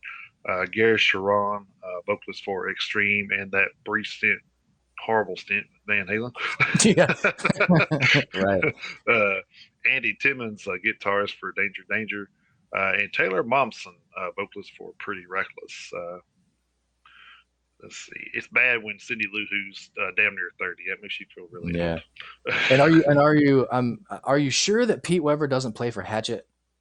I'm pretty sure. If so, I don't know why Havoc would share it on their website. Okay. All right. I just wanted to make sure. I just want to make sure. They sound alike, but they do. They're not. July 27th, we had Rex Brown, of course, bassist for Pantera. Abe Cunningham, drummer for Deftones. July 28th, Simon Kirk, drummer for Bad Company. Steve Morris, guitarist for Deep Purple. Michael Lamont, guitarist for Arch Enemy. Jacoby Shaddix, singer for Papa Roach. July 29th, we had Geddy Lee, vocalist and bassist for Rush. He plays it up high. He plays it up here.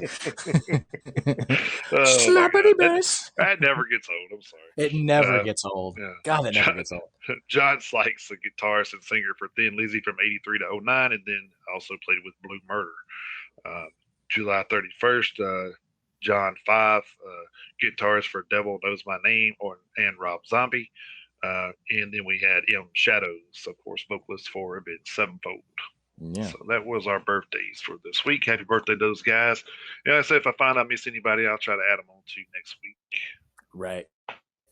Yep. So that should lead us into this week in metal history. Yeah. Yes, it will.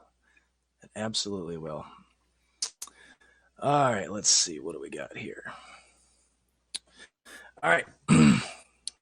This week in metal history, as always, brought to you by This Day in Metal over at Twitter and on Facebook. Go visit Metalhead Marv over on Twitter and his Facebook page. As always, he is a little bit more active on Twitter. That's where I follow him. Leading off with the tail end of last Saturday, July 24th. July 24th of 2002, UDO releases Man and Machine. July 24th of 2020, just last year, Primal Fear releases Metal Commando, and that was a album. July 24th of 2015, Symphony X releases Underworld, which peaked at number 89 on the Billboard 200. Moving ahead to the 25th, July 25th, 1983, Metallica releases the aforementioned Kill 'Em All. July 25th of 1980, AC/DC releases Back in Black. The single You Shook Me All Night Long was the band's first top 40 hit in the United States, peaking at number 35. July 25th of 2006, Voivod releases K-Tours. July 25th of 1991, Vane releases All Those Strangers. July 25th of 1995, Elegy releases Lost. July 25th of 2000, Fate's Warning releases Disconnected. July 25th of 2008, Laz Rocket releases Left for Dead. July 25th, 1989, Alice Cooper releases Trash. And July 25th, 1986, Loudness releases Lightning Strikes, which peaked at number 64 on the Billboard 200. July 26th of 1994, Epidemic releases Exit Paradise, and Fate's Warning releases Inside Out. July 26th of 2005, Arch Enemy releases Doomsday Machine, which peaked at number 87 on the Billboard 200, and that's one of Arch Enemy's better albums, I think. Flotsam and Jetsam releases Dreams of Death. Nevermore releases This Godless Endeavor, and Yngwie Malmsteen releases Unleash the Fury. July 26th. Which was the best album of the year, right? Oh, to hear Yngwie. Oh, if you ask Yngwie, yeah, it absolutely was. Just ask him; he'll tell you. No. July 26th of 1986, Chariot releases Burning Ambition. Moving ahead to the 27th, check this out. July 27th of 1984, Metallica releases Ride the Lightning, Pantera releases Projects in the Jungle, and Quiet Riot releases Condition Critical. Damn. I'm telling you. Condition Critical peaked at number 15 on the Billboard 200, but that was quite a day, if I must say. Yeah. That was all the same year. Yep, same day, July 27th of 1984. Shit. All three of those albums came out on the same day. Well, I would have went broke real quick that day. Right, yeah. No shit. Been saving my lunch money all week. Yeah. July 20. No kidding. I'm hungry, but I got new music. July 27th of 2012, Testament releases Dark Roots of Earth, which debuted at number 12 on the Billboard 200. July 27th of 1987, Tyrant releases Too Late to Pray. July 27th, 2018, Dee Snider releases For the Love of Metal, which was a good album. Yeah, it's a very good album. July 27th of 1979, AC/DC releases the single Highway to Hell. July 27th of 1990, Malaya Rage releases Solitary Solitude. July 27th, 1998, Dying Fetus releases Killing on Adrenaline. Moving ahead to the 28th, July 28th of 2006, Sabaton releases Atero Dominatus.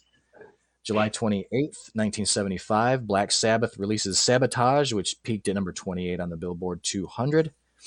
July 28th of 2017, Prong releases 0 Days. Alice Cooper releases Paranormal, and Rage releases Seasons of the Black. July 28th of 1998, Fear Factory releases Obsolete, which peaked at number 77 on the Billboard 200. That's probably my favorite Fear Factory album. July 28th of 2011, Malaya Rage releases Dead to the World. Moving ahead to the 29th, July 29th of 2010, Blind Guardian releases At the Edge of Time. July 29th of 2003, Nevermore releases Enemies of Reality. Exhumed releases Anatomy is Destiny. And Labyrinth releases a self-titled album. July 29th of 1996, Moonspell releases Irreligious. July 29th of 2008, Soulfly releases Conquer, which debuted at number 66 on the Billboard 200, and Ex Mortis releases their debut album In Hatred's Flame. Alice Cooper releases Along Came a Spider, which peaked at number 53 on the Billboard 200. July 29th of 2011, Powerwolf releases Blood of the Saints. And July 29th of 1991, Metallica releases the single Enter Sandman, which peaked at number 4, I should say, on the Billboard Hot 100 chart. Moving ahead to the 30th, July 30th of 2007, Diamond Head releases What's in Your Head. And July 30th of 2002, Fear Factory releases Concrete. And Cattle Decapitation releases To Serve Man. Moving ahead to today's date, the only listing I have so far is July 31st of 2020, Alcatraz released the album Born Innocent. So I'm sure I will have more for July 31st that I will lead off next week's segment with, but those are the historical releases from July 24th to July 31st. Cool. I heard you say Fear Factory a couple times in there, so maybe they're another one of those July bands. Right. Was there a new album last month or this month? I can't remember. Oh, I want to say it may have been the first part of this month. It may have been the first part of this month, actually. So they may be a July band. So. Yeah, give me a second and I can look that up. All right, I'll go ahead. Into my stuff while you're looking at that. Yeah, so I'll check that out. Give me. And you brought up a band Ex Mortis, which I never heard of until I watched them when I was in Dallas a few years ago for work, and I called a Death Angel show. They opened up for Death Angel there in Dallas at the Trees. All right, cool. Yeah, not a bad. I mean, they're more death metal, which we don't really get into, but they're not a bad band. So definitely worth checking out. All right, very cool. A couple of these histories are going to feed off of your album reviews, but or albums. Oh, cool. From the past. So, but just a little more detail, I guess. Nice. July 25th, 1980, AC/DC released their sixth internationally released studio album, Back in Black, the first AC/DC album recorded without former lead singer Bon Scott, who died on 19th of February of 1980 at the age of 33. The album has sold an estimate of 49 million copies worldwide to date, making it the second highest selling album of all time and the best selling hard rock or heavy metal album. That is wild.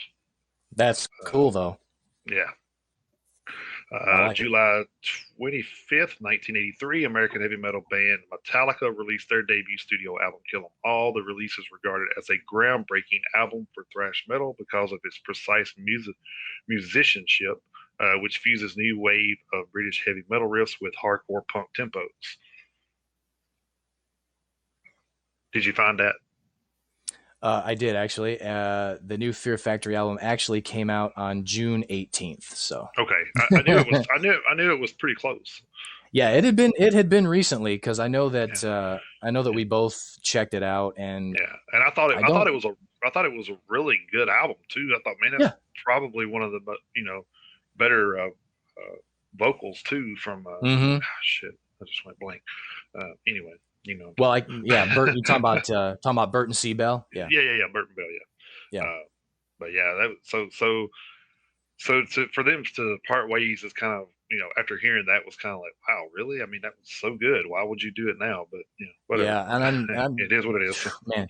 And him and Dino Cazares, I mean, they were. I read a story right around the time that album came out last month, where the two of them have actually literally gotten into fistfights, and I mean, so those two are not on good terms right now. So I guess that would make at all. Yeah. All right, July 25th, 1999. That year's Woodstock festival ended with riots resulting in 120 people being arrested. 3 people died during the 3-day festival in separate incidents, and many were hospitalized after drinking polluted water. Nice. Welcome to New York. Uh, For real.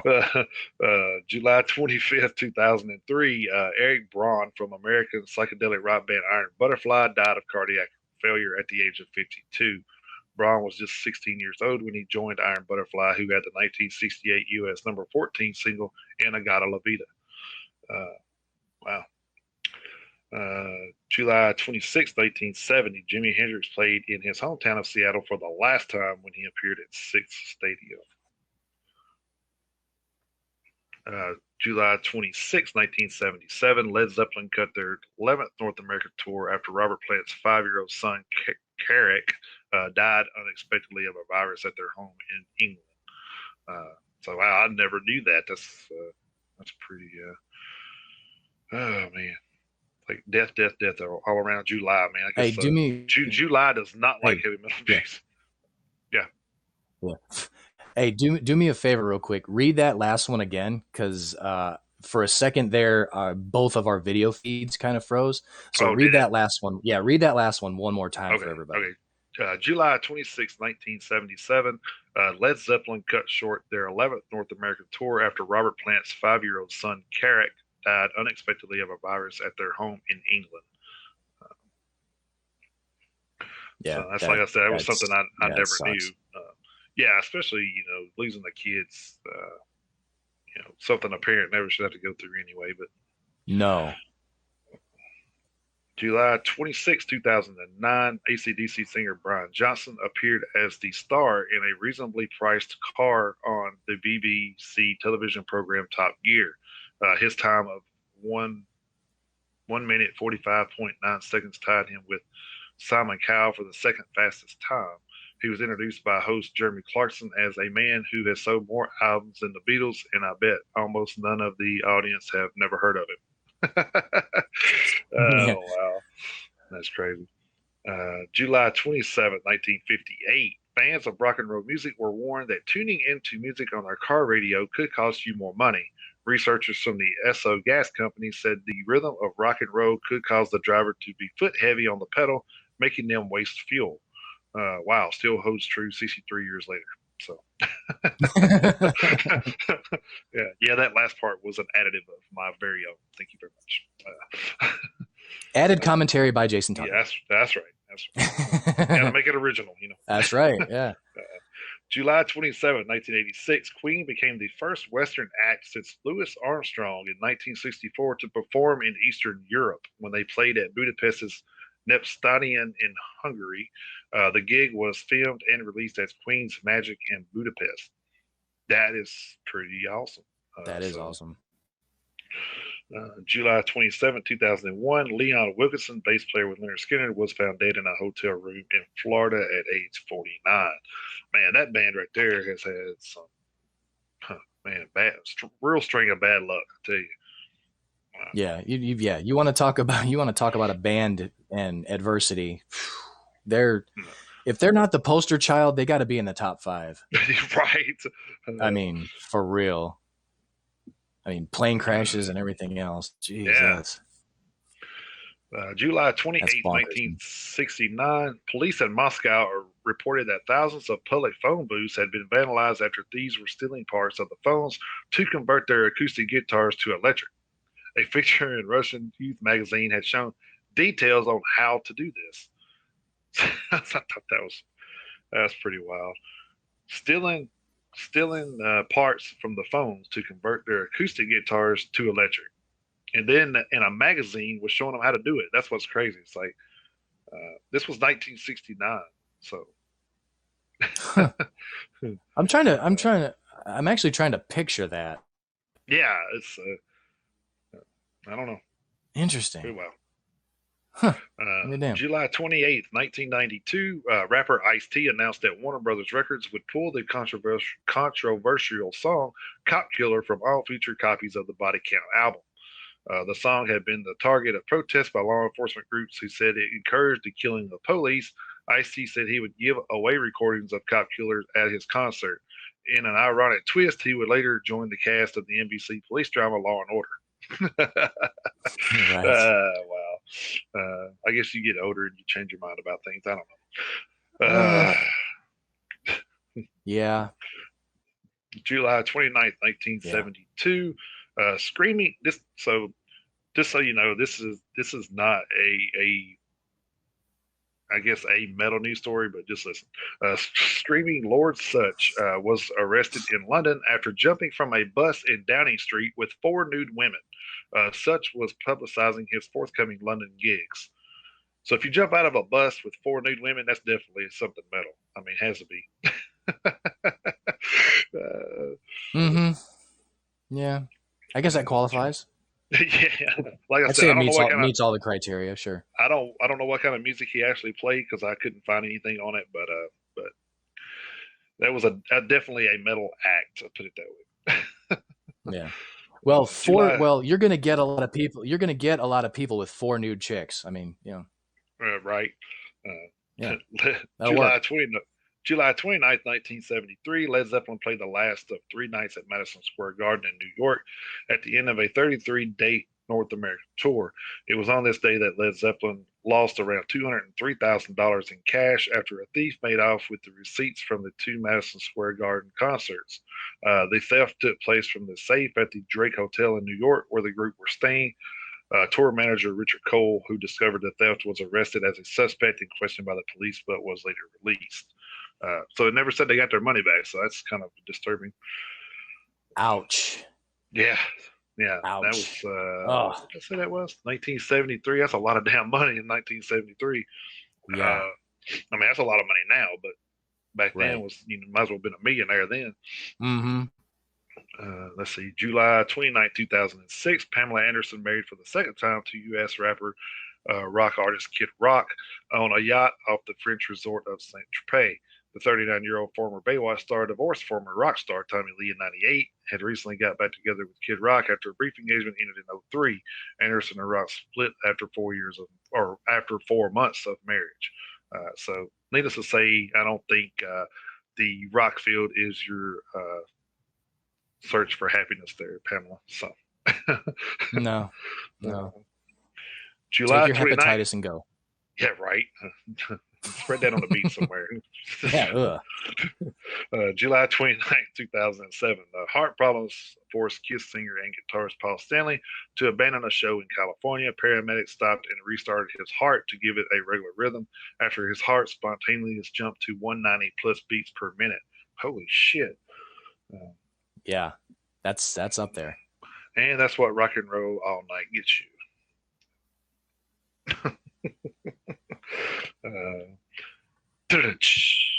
Just kidding. Editorial added by Jason Tucker. Yeah. July 30th, 1991, a police officer was forced to tear up a traffic ticket given to the limousine that Axl Rose was traveling in after it made an illegal turn. Rose threatened to pull that night's Guns N' Roses gig if the ticket was issued. Wow. Talk about power of a rock band, in the past, man. Golly. It's like, well, I won't play if you give us a ticket. I'm not playing. Okay, well, I'll tear it up. Now it'd be like, I don't give a shit if you play or not. Here's your ticket. Right, exactly. I don't, man. If I was the cop, I don't know how I would react in that situation. Yeah. Well, I mean, you would definitely be on the front page news of being the guy that caused, Axl Rose not to make the gig, and probably be, thousands and thousands of fans pissed off at you in the city. So I guess he had a choice to make there. Yeah. July 30th, 2007, a man admitted bootlegging charges after hearing evidence from Led Zeppelin guitarist Jimmy Page. Robert Langley, 57, from Buckingham, originally denied 3 trademark and 2 copyright infringements after being caught at a record fair in Glasgow. The seizure of CDs and DVDs 2 years ago included 11,500 pounds of counterfeit Led Zeppelin material. Man, Led Zeppelin's always been in some kind of lawsuits or some crap over the years, man. And it's always crazy how it waited 30 years or something after the fact, that one band said, oh, well, they stole, our sound or whatever from 1968 or whatever. And they're going to wait till 2003 to say anything about it. So, right. Yeah. So get the hell out of here. Right. Yeah. July 30th, 2014, American rock guitarist and songwriter Dick Wagner, who worked with Alice Cooper and Lou Reed, died from lung infection at age 71. One of the best known songs written by Wagner is Only Women Bleed, which was one of Alice Cooper's biggest hits. I wouldn't have thought that would have been one of his biggest hits, but wow, okay. Well, I wouldn't say that holds true for me personally, but Yeah, me either. So. If the numbers don't lie, they don't lie. So. Yeah, I guess so. July 30th, 2016, Jack White's mission to play the first record in space was accomplished. A Glorious Dawn by composer John Boswell, mixed with audio of American scientist Carl Sagan, describing the universe, was played 28,000 meters above Earth on a space roof turntable. The record played for about 80 minutes until the high-altitude balloon, which carried the contraption, burst and propelled the turntable back towards Marsing, Idaho. He didn't physically play there, but he kind of did. Oh, wow. No, well, I mean, hell, it counts. It counts. Yeah, that was all of the history stories I had. Not bad. That was actually a much busier week. Yeah. So it seems like everybody gets hopping in July. So I guess it's because of the weather. I don't know. Right. Yeah, we'll have to see what August holds for us going forward. Oh God. All right. So I guess we can move over into our 10 ballads that we're going to wrap up. We started out the month with about power ballads from the 80s, and we just kind of been carrying it on. And we actually wound up being pretty perfect with how it laid out. It was pretty cool. So we had ballads from the 2010s, which, 2010 to 2019, and it actually ended on the 31st of July. So we can start something fresh and new in August. So. Right. Yeah. It's kind of crazy how it turned out, because we sure as hell didn't plan this when we started doing like this is like some of the things that has went so right for us doing this. A couple of things that we do just happen, and it just works. It has been working out perfect, which is good in a way, and it's kind of a maybe it's a sign too. Who knows? That's true. That's true. But it definitely makes us look a little bit more organized than we are. Exactly. Almost makes it look like we planned out the entire month when I assure everybody that was not the case. All right, so if we can go back and edit out the last minute and a half, we planned all this out to land just the way it did. It's like, oh shit, I forgot we're live. Never mind. Yeah, right. So anyway, we decided we're going to have our 10 favorite ballads from the 2010 to 2019. Yep. I don't know if you want to go first or. You go ahead and go first. I think I went first. Let me go first. Time. All right. That's fine. Yeah. We can do that because you can do the album reviews first this week. So. Yeah, that'd be fine. All right. So my 10 ballads from 2010 to 2019. First one was probably my favorite of the decade too. Godsmack Under Your Scars from When Legends Rise of 2018. Definitely one of my favorite tracks from that album. Then I had Non-Point Frontlines from Miracle in 2010. Five Finger Death Punch, Remember Everything from American Capitalist in 2011. Avenged Sevenfold, So Far Away from Nightmare in 2010. Disturbed, A Reason to Fight from Evolution in 2018. I had Papa Roach. I had Papa Roach with Gravity, which also featured Maria Brinks from the Fear record in 2015. This one, next one is one that I always get caught up in when I hear it. Nothing More, Fade In, Fade Out. It's from the Stories We Tell Ourselves from 2017. If you haven't heard that song, man, it is like really, really deep. Gets you thinking about life, that's for sure. I'll have to check that one out. I don't know if I've heard that one yet. Yeah, it's definitely it can be a tearjerker if you get caught up in it. I ain't gonna lie, I've actually shed a tear or two thinking about stuff while listening to that song. So yeah, hey, it happens, man. No shame in. Nah, man, hell no. That's great that they can put stuff out to get your feelings, man. That's some good stuff. Mm-hmm. Absolutely. my let's see, number seventh one here is Stone Sour Hesitate from Audio Secrecy in 2010. Judas Priest, Sea of Red from Firepower of 2018. I threw that on the list because, like, I guess that song always stuck with me from that record because I never heard Priest do a ballad, and like to hear that was just like, oh wow, this is like actually really really good and really really surprising. So then I Oh, there wrapped you mine go. up with I wrapped mine up with In This Moment, The Fighter from Black Widow in 2014. So Yeah, that wasn't that bad at all. was my 10 there. So Yeah, we actually only had one. We only had one duplicate this go around. oh man, that's great. That's awesome. Yeah, that actually kind of surprised me. I figured we would have had a couple more of the same ones, but yeah, we only had one. That's Yeah, awesome. that's pretty cool. Yeah, I like that. All right. Okay, here's mine. Here are my 10. As usual, in no particular order. I'm not even 100% sure what would be my favorite one. But again, no particular order. My first one is Born with a Broken Heart from Primal Fear 2014. And then my next one is Cold from Five Finger Death Punch from 2013. My third one is the one duplicate we had is Under Your Scars from Godsmack from 2018.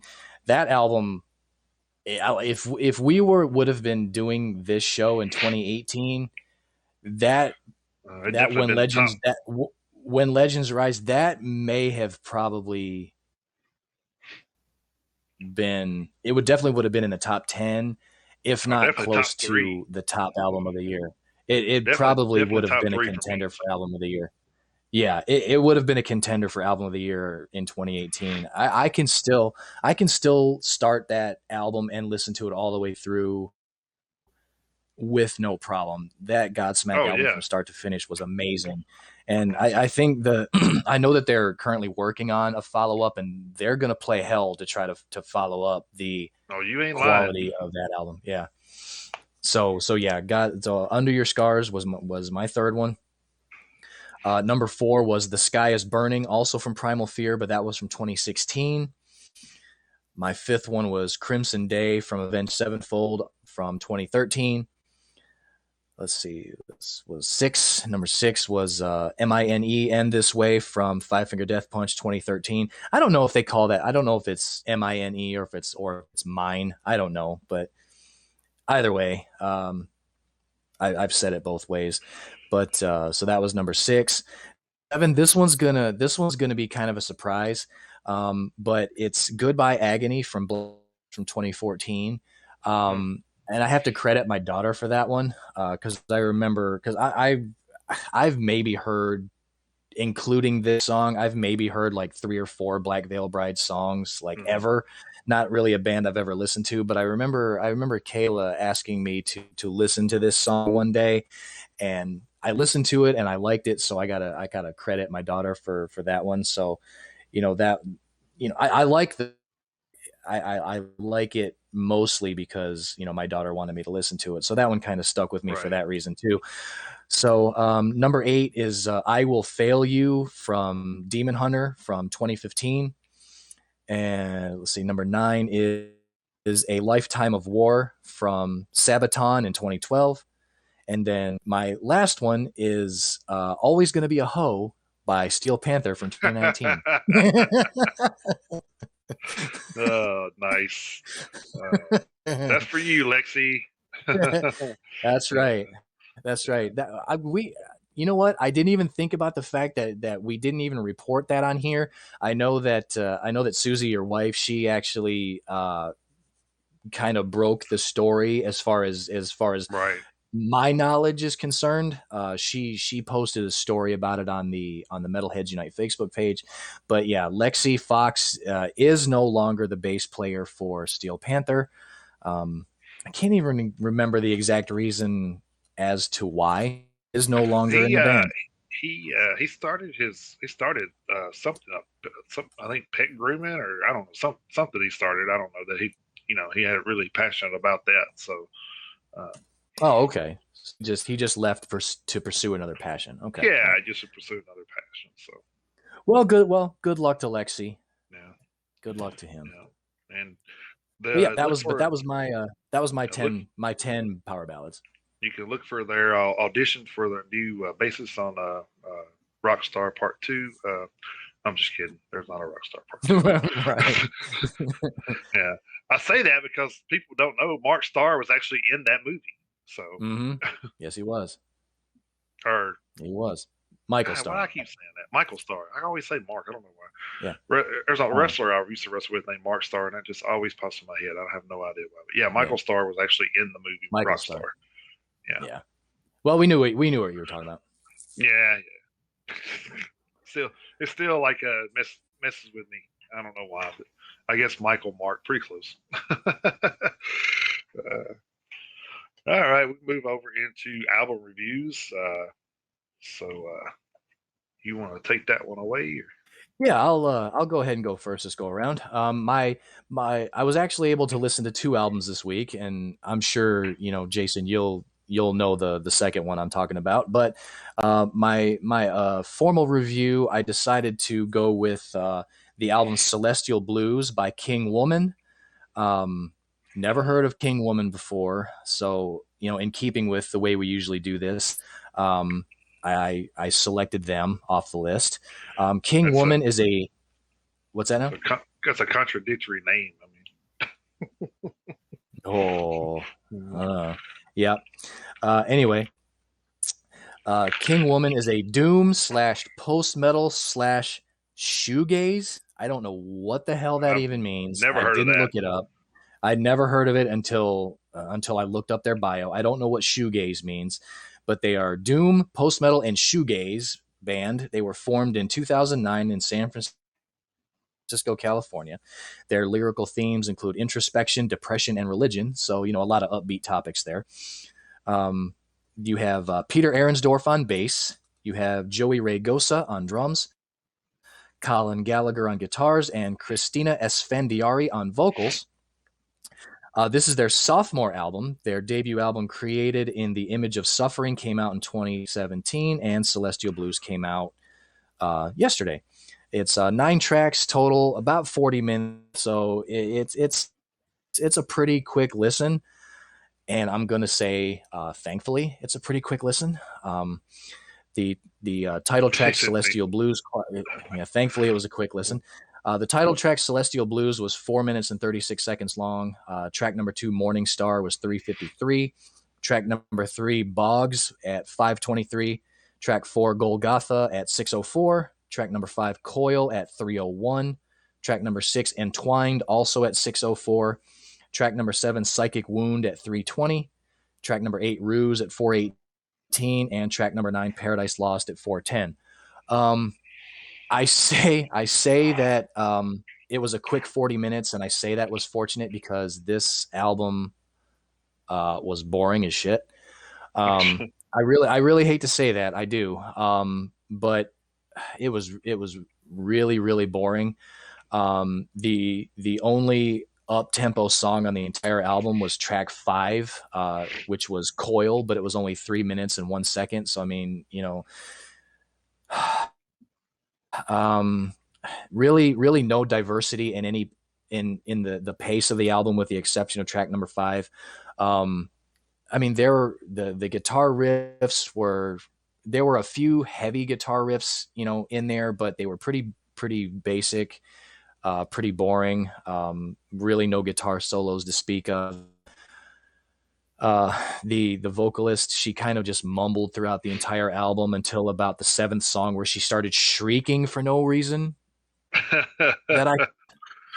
she got a surprise finger in the butt during that. Maybe, I don't know, but so and I was actually listening to this album while I was making dinner, so Seth, actually, my stepson Seth, he was actually in the living room kind of, listening to it with me by default, because he was sitting in there while I was making dinner. And at some point, I was like 3 or 4 songs in, and I was like, God, this is boring as shit. And he said, it's not very good.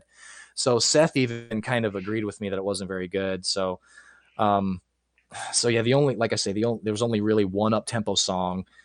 I don't know if And you by seen the Michelle. I don't know if you seen Michelle's comment over there, but she said shoegaze is like that ambient shit from the '90s, kind of emo.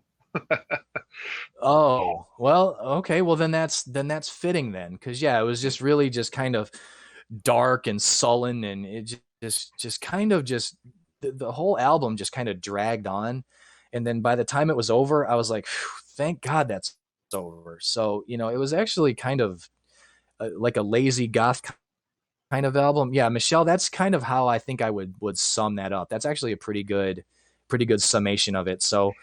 Um, I can really only give it like one horn out of five, really, and that's only because of the couple of heavy guitar riffs that were present on the album. So like I say, this is definitely going to be a one and done for me. I don't even really see myself listening to their debut album.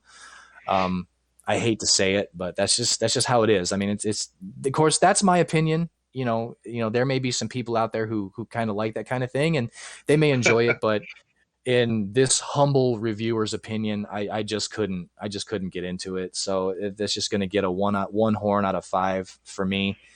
Michelle said, "Thank you for taking the The hit forward." So she don't have yeah, to listen to it. I actually do feel, I do kind of feel like I took a bullet for this one. And I told her Figuratively, of course. that's kind of what we do here. So we kind of take the bullet. Yeah, sometimes. yep. Yeah, we try to do the work so you guys don't have to. Thankfully, I took one too. It just wasn't that bad. I don't think so. okay. Thankfully, the second album that I listened to was Leave a Scar, the new album by D. Snyder, and that one was much better. I enjoyed the new D. Snyder album quite a bit more. So yeah, the new D. Snyder is definitely worth a listen. I would probably give it a solid 3.5 out of 5. I will admit there were a couple of songs on the album that were a little more generic than I would have expected out of D. Snyder, there but they don't detract from the album as a whole. Like I say, the whole album is worth a listen. Probably a 3.5 out of 5 for sure for me. So I don't know what you thought about it, but can you agree with the statement that D's getting better, like with age, kind of like fine wine? So. He absolutely is. I would totally agree with that. Him and Howard Jones, those kind of guys. Yeah. Like, man, how do these guys get any better than what they already were? Like, yeah. And I'll tell you, and I'll tell you what I like. You can actually hear it in D. Snyder's voice at how much fun he's having doing these two solo albums that he's done. You can actually hear it in his voice how much he's enjoyed making them, which I can absolutely appreciate. Yeah, hell yeah. All right, so what did you have, bud? So I know I told you I was wanting to listen to that. What was it? Tragedy. Yeah, and I didn't listen to it until I said, you know what, I'm not even going to review that, because once I looked into it, it was a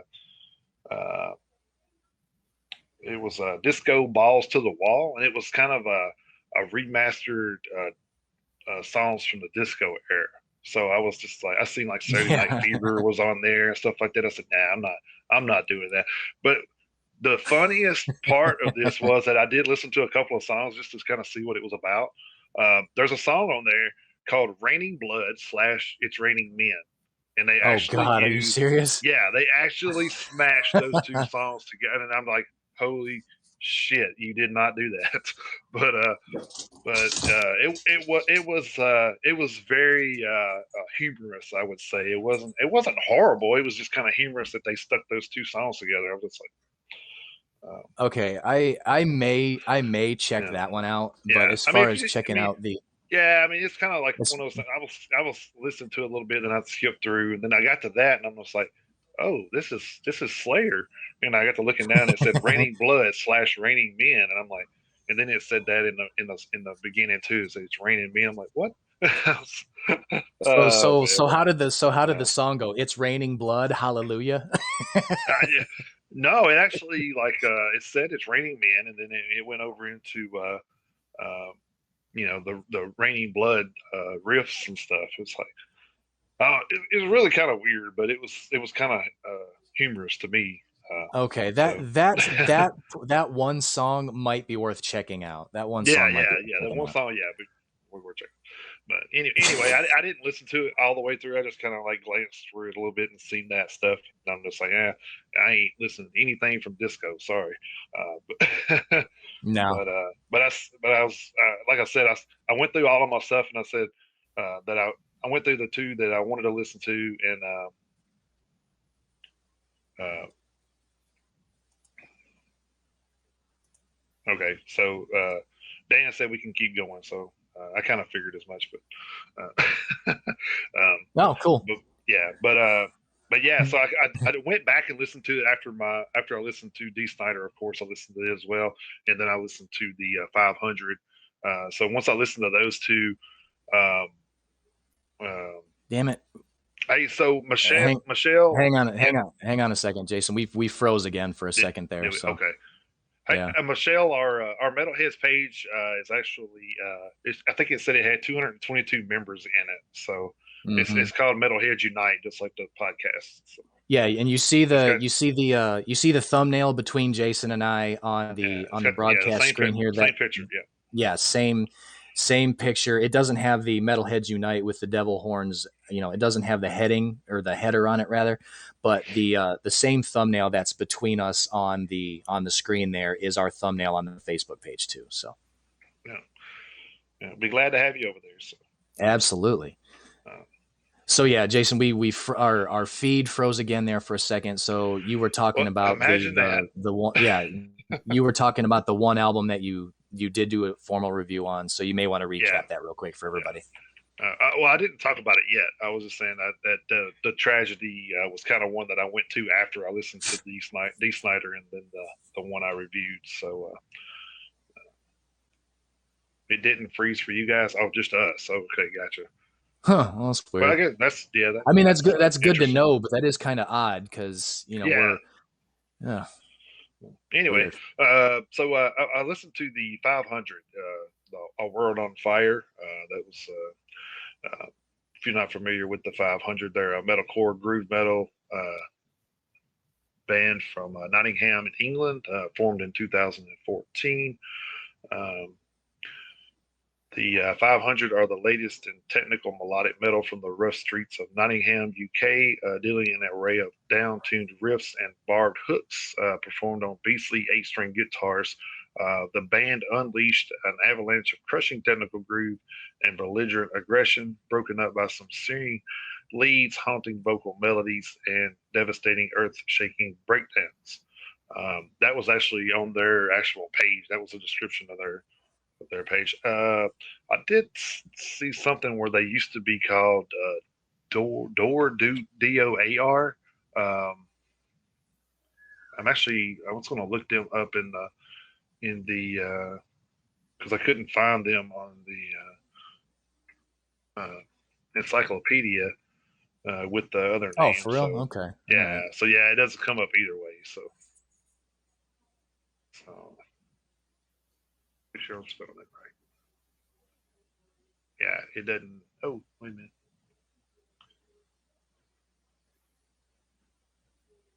It's kind of weird that it wouldn't have come up with. It did pop up.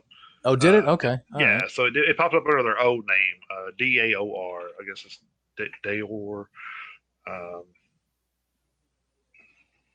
Because I was going to say it would have been kind of a surprise if neither band name would have come up on the website, but yeah. So that band actually started out in 06, and then they changed over to the 500 in 2014. I'm not real sure why the change came or anything, but I do know they changed their name in 2014. I'm not sure if these are the same guys because I look up. Oh, it does. The 500, but they don't have the 500 in the Encyclopedia Metallium for some reason. So that's weird. So I don't know if the same members are there, but I think that everything's the same because it didn't say anything different. So it looks like Andy Crawford's on bass, Liam Perez on drums, Mark Byrne on guitars and backing vocals, Paul Dalty on guitars, and John Ely on vocals. And of course, here it says, wherever they started until 2014, because, of course, DAOR, or whatever is not their name anymore. So Right. hopefully they're the same members. But Well, we're just gonna go under that assumption for right now. Yeah. So anyway, this was actually the band's sophomore release under that name. I actually dug it. It was pretty good. Had a little bit of everything metal about it.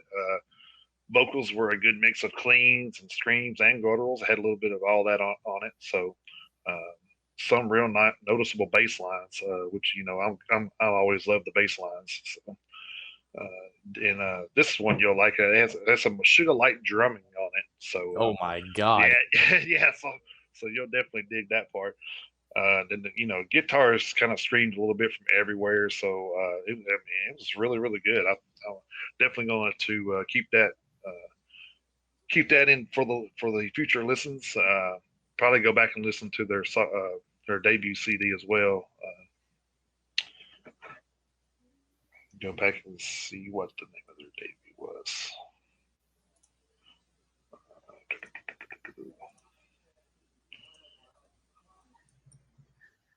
Sorry, I was just trying to give everybody their.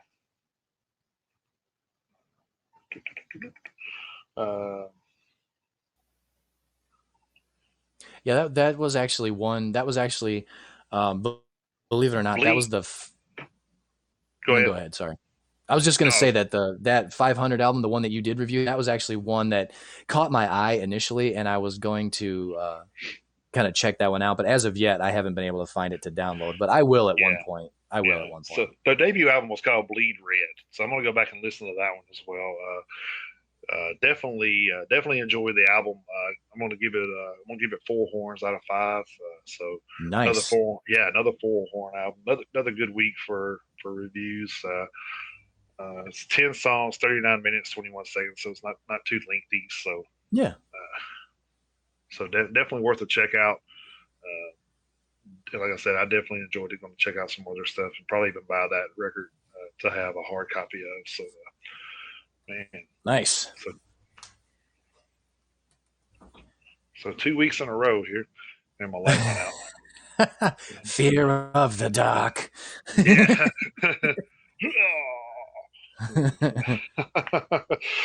Up those irons. Yeah. But yeah, it's definitely a good album you should check out. It's a sign. The show should have been over 13 minutes ago. That's what it is. Hey, Dan didn't turn the lights out on us, so we're fine. Yeah.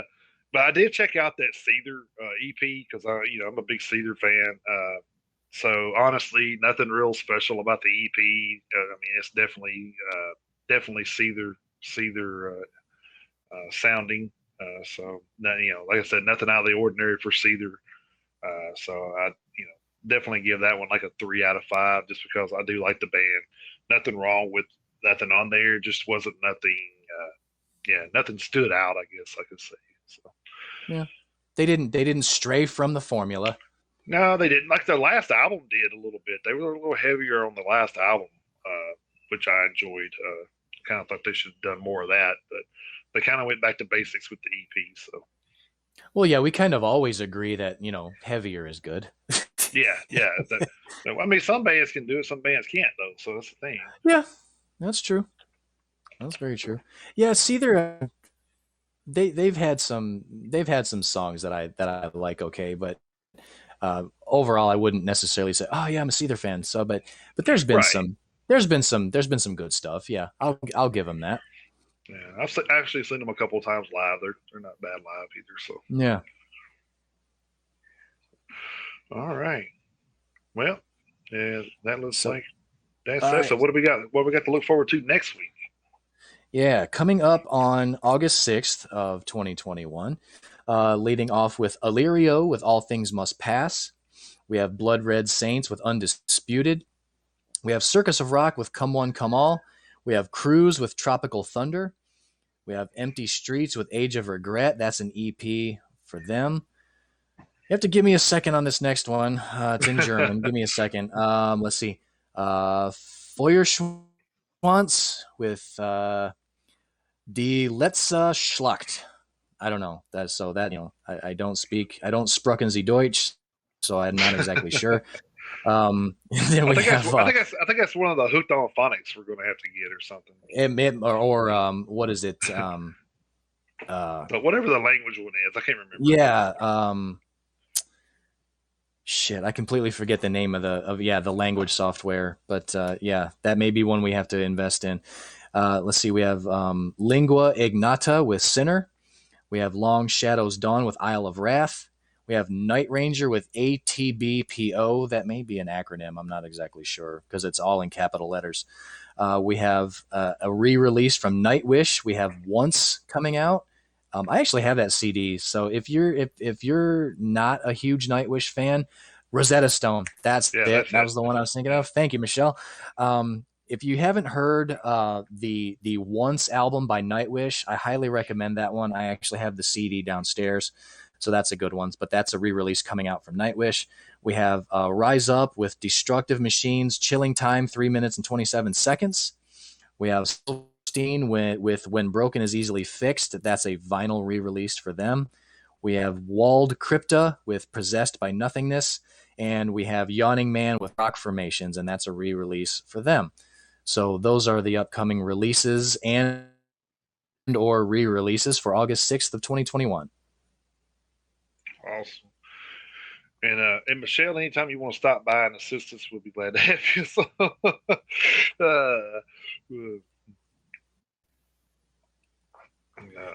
Michelle definitely had our backs. She's been a great help today. So,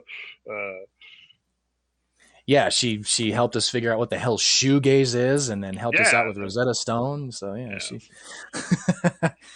If we ever get famous, we might need an assistant. So we might, yeah. Wow. Yeah, you'll have to send us your resume, Michelle. Yeah, and if it's in a different language, you have to send Rosetta Stone with it. Exactly. Yeah. Wow. So anyway, thank you guys for stopping by. I know it's been a pretty rough week in the metal world. So yeah, hopefully we can enlighten it a little bit. So yeah. But yeah, thanks to everybody who listened live today and anybody who happens to listen to the show on the rebroadcast after the fact. We appreciate you guys just as much. Thank you to Michelle for dropping by, even though she wasn't able to stop by until late. But there's nothing wrong with showing up late, because showing up at all is what counts. We appreciate that. So, and she came by long enough to answer a couple of questions for us, so that's totally fine. And she says she's been playing bass since she was 14. So that's pretty nice. Cool. Hey, but we do have to ask you, Michelle, do you play it up high? You slap at the bass. Yes, slap at the bass. Nice. When you said hashtag replay, are you asking about the show in general, or? Yeah, because you can definitely find the show on replay on after the fact on here on Haps, on YouTube, on Twitch, and the rebroadcasts are, as far as I know, available on all the streaming platforms. And once the rollout happens, the show will actually be available on demand. So so any episodes you may have missed will be available for rebroadcast. So we're looking forward to that.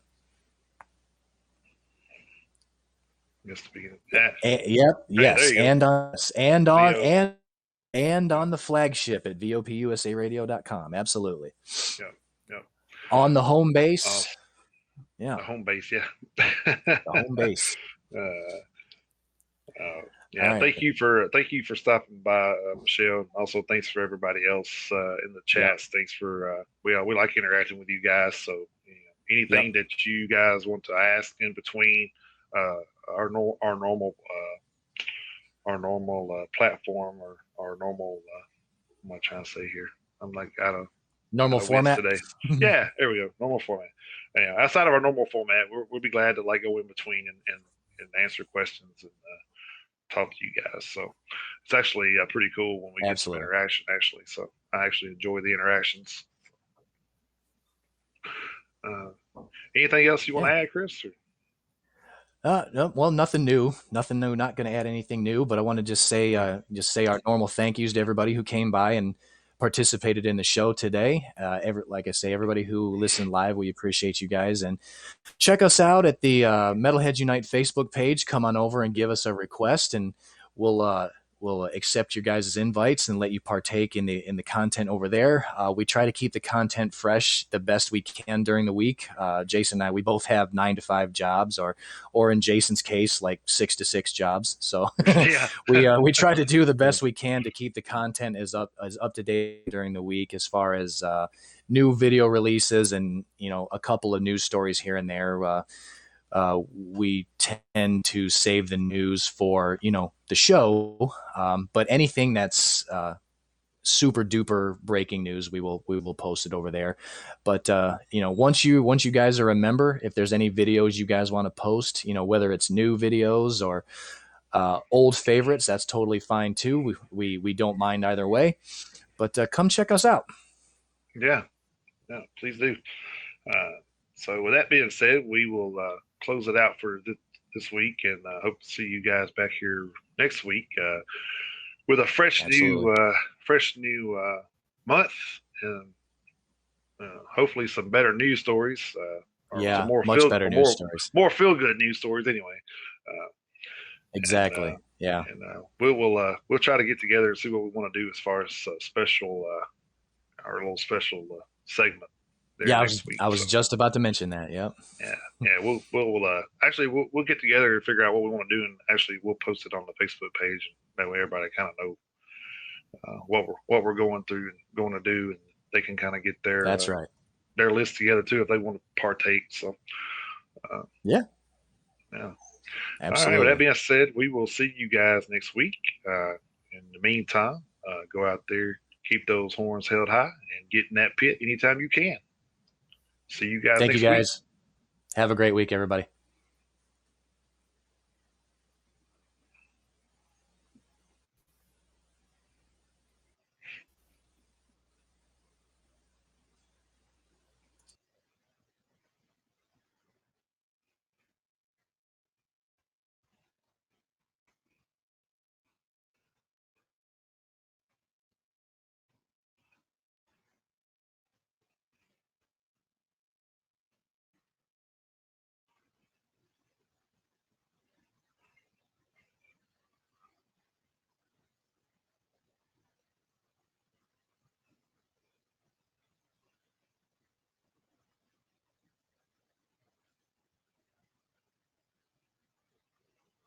Mm-hmm.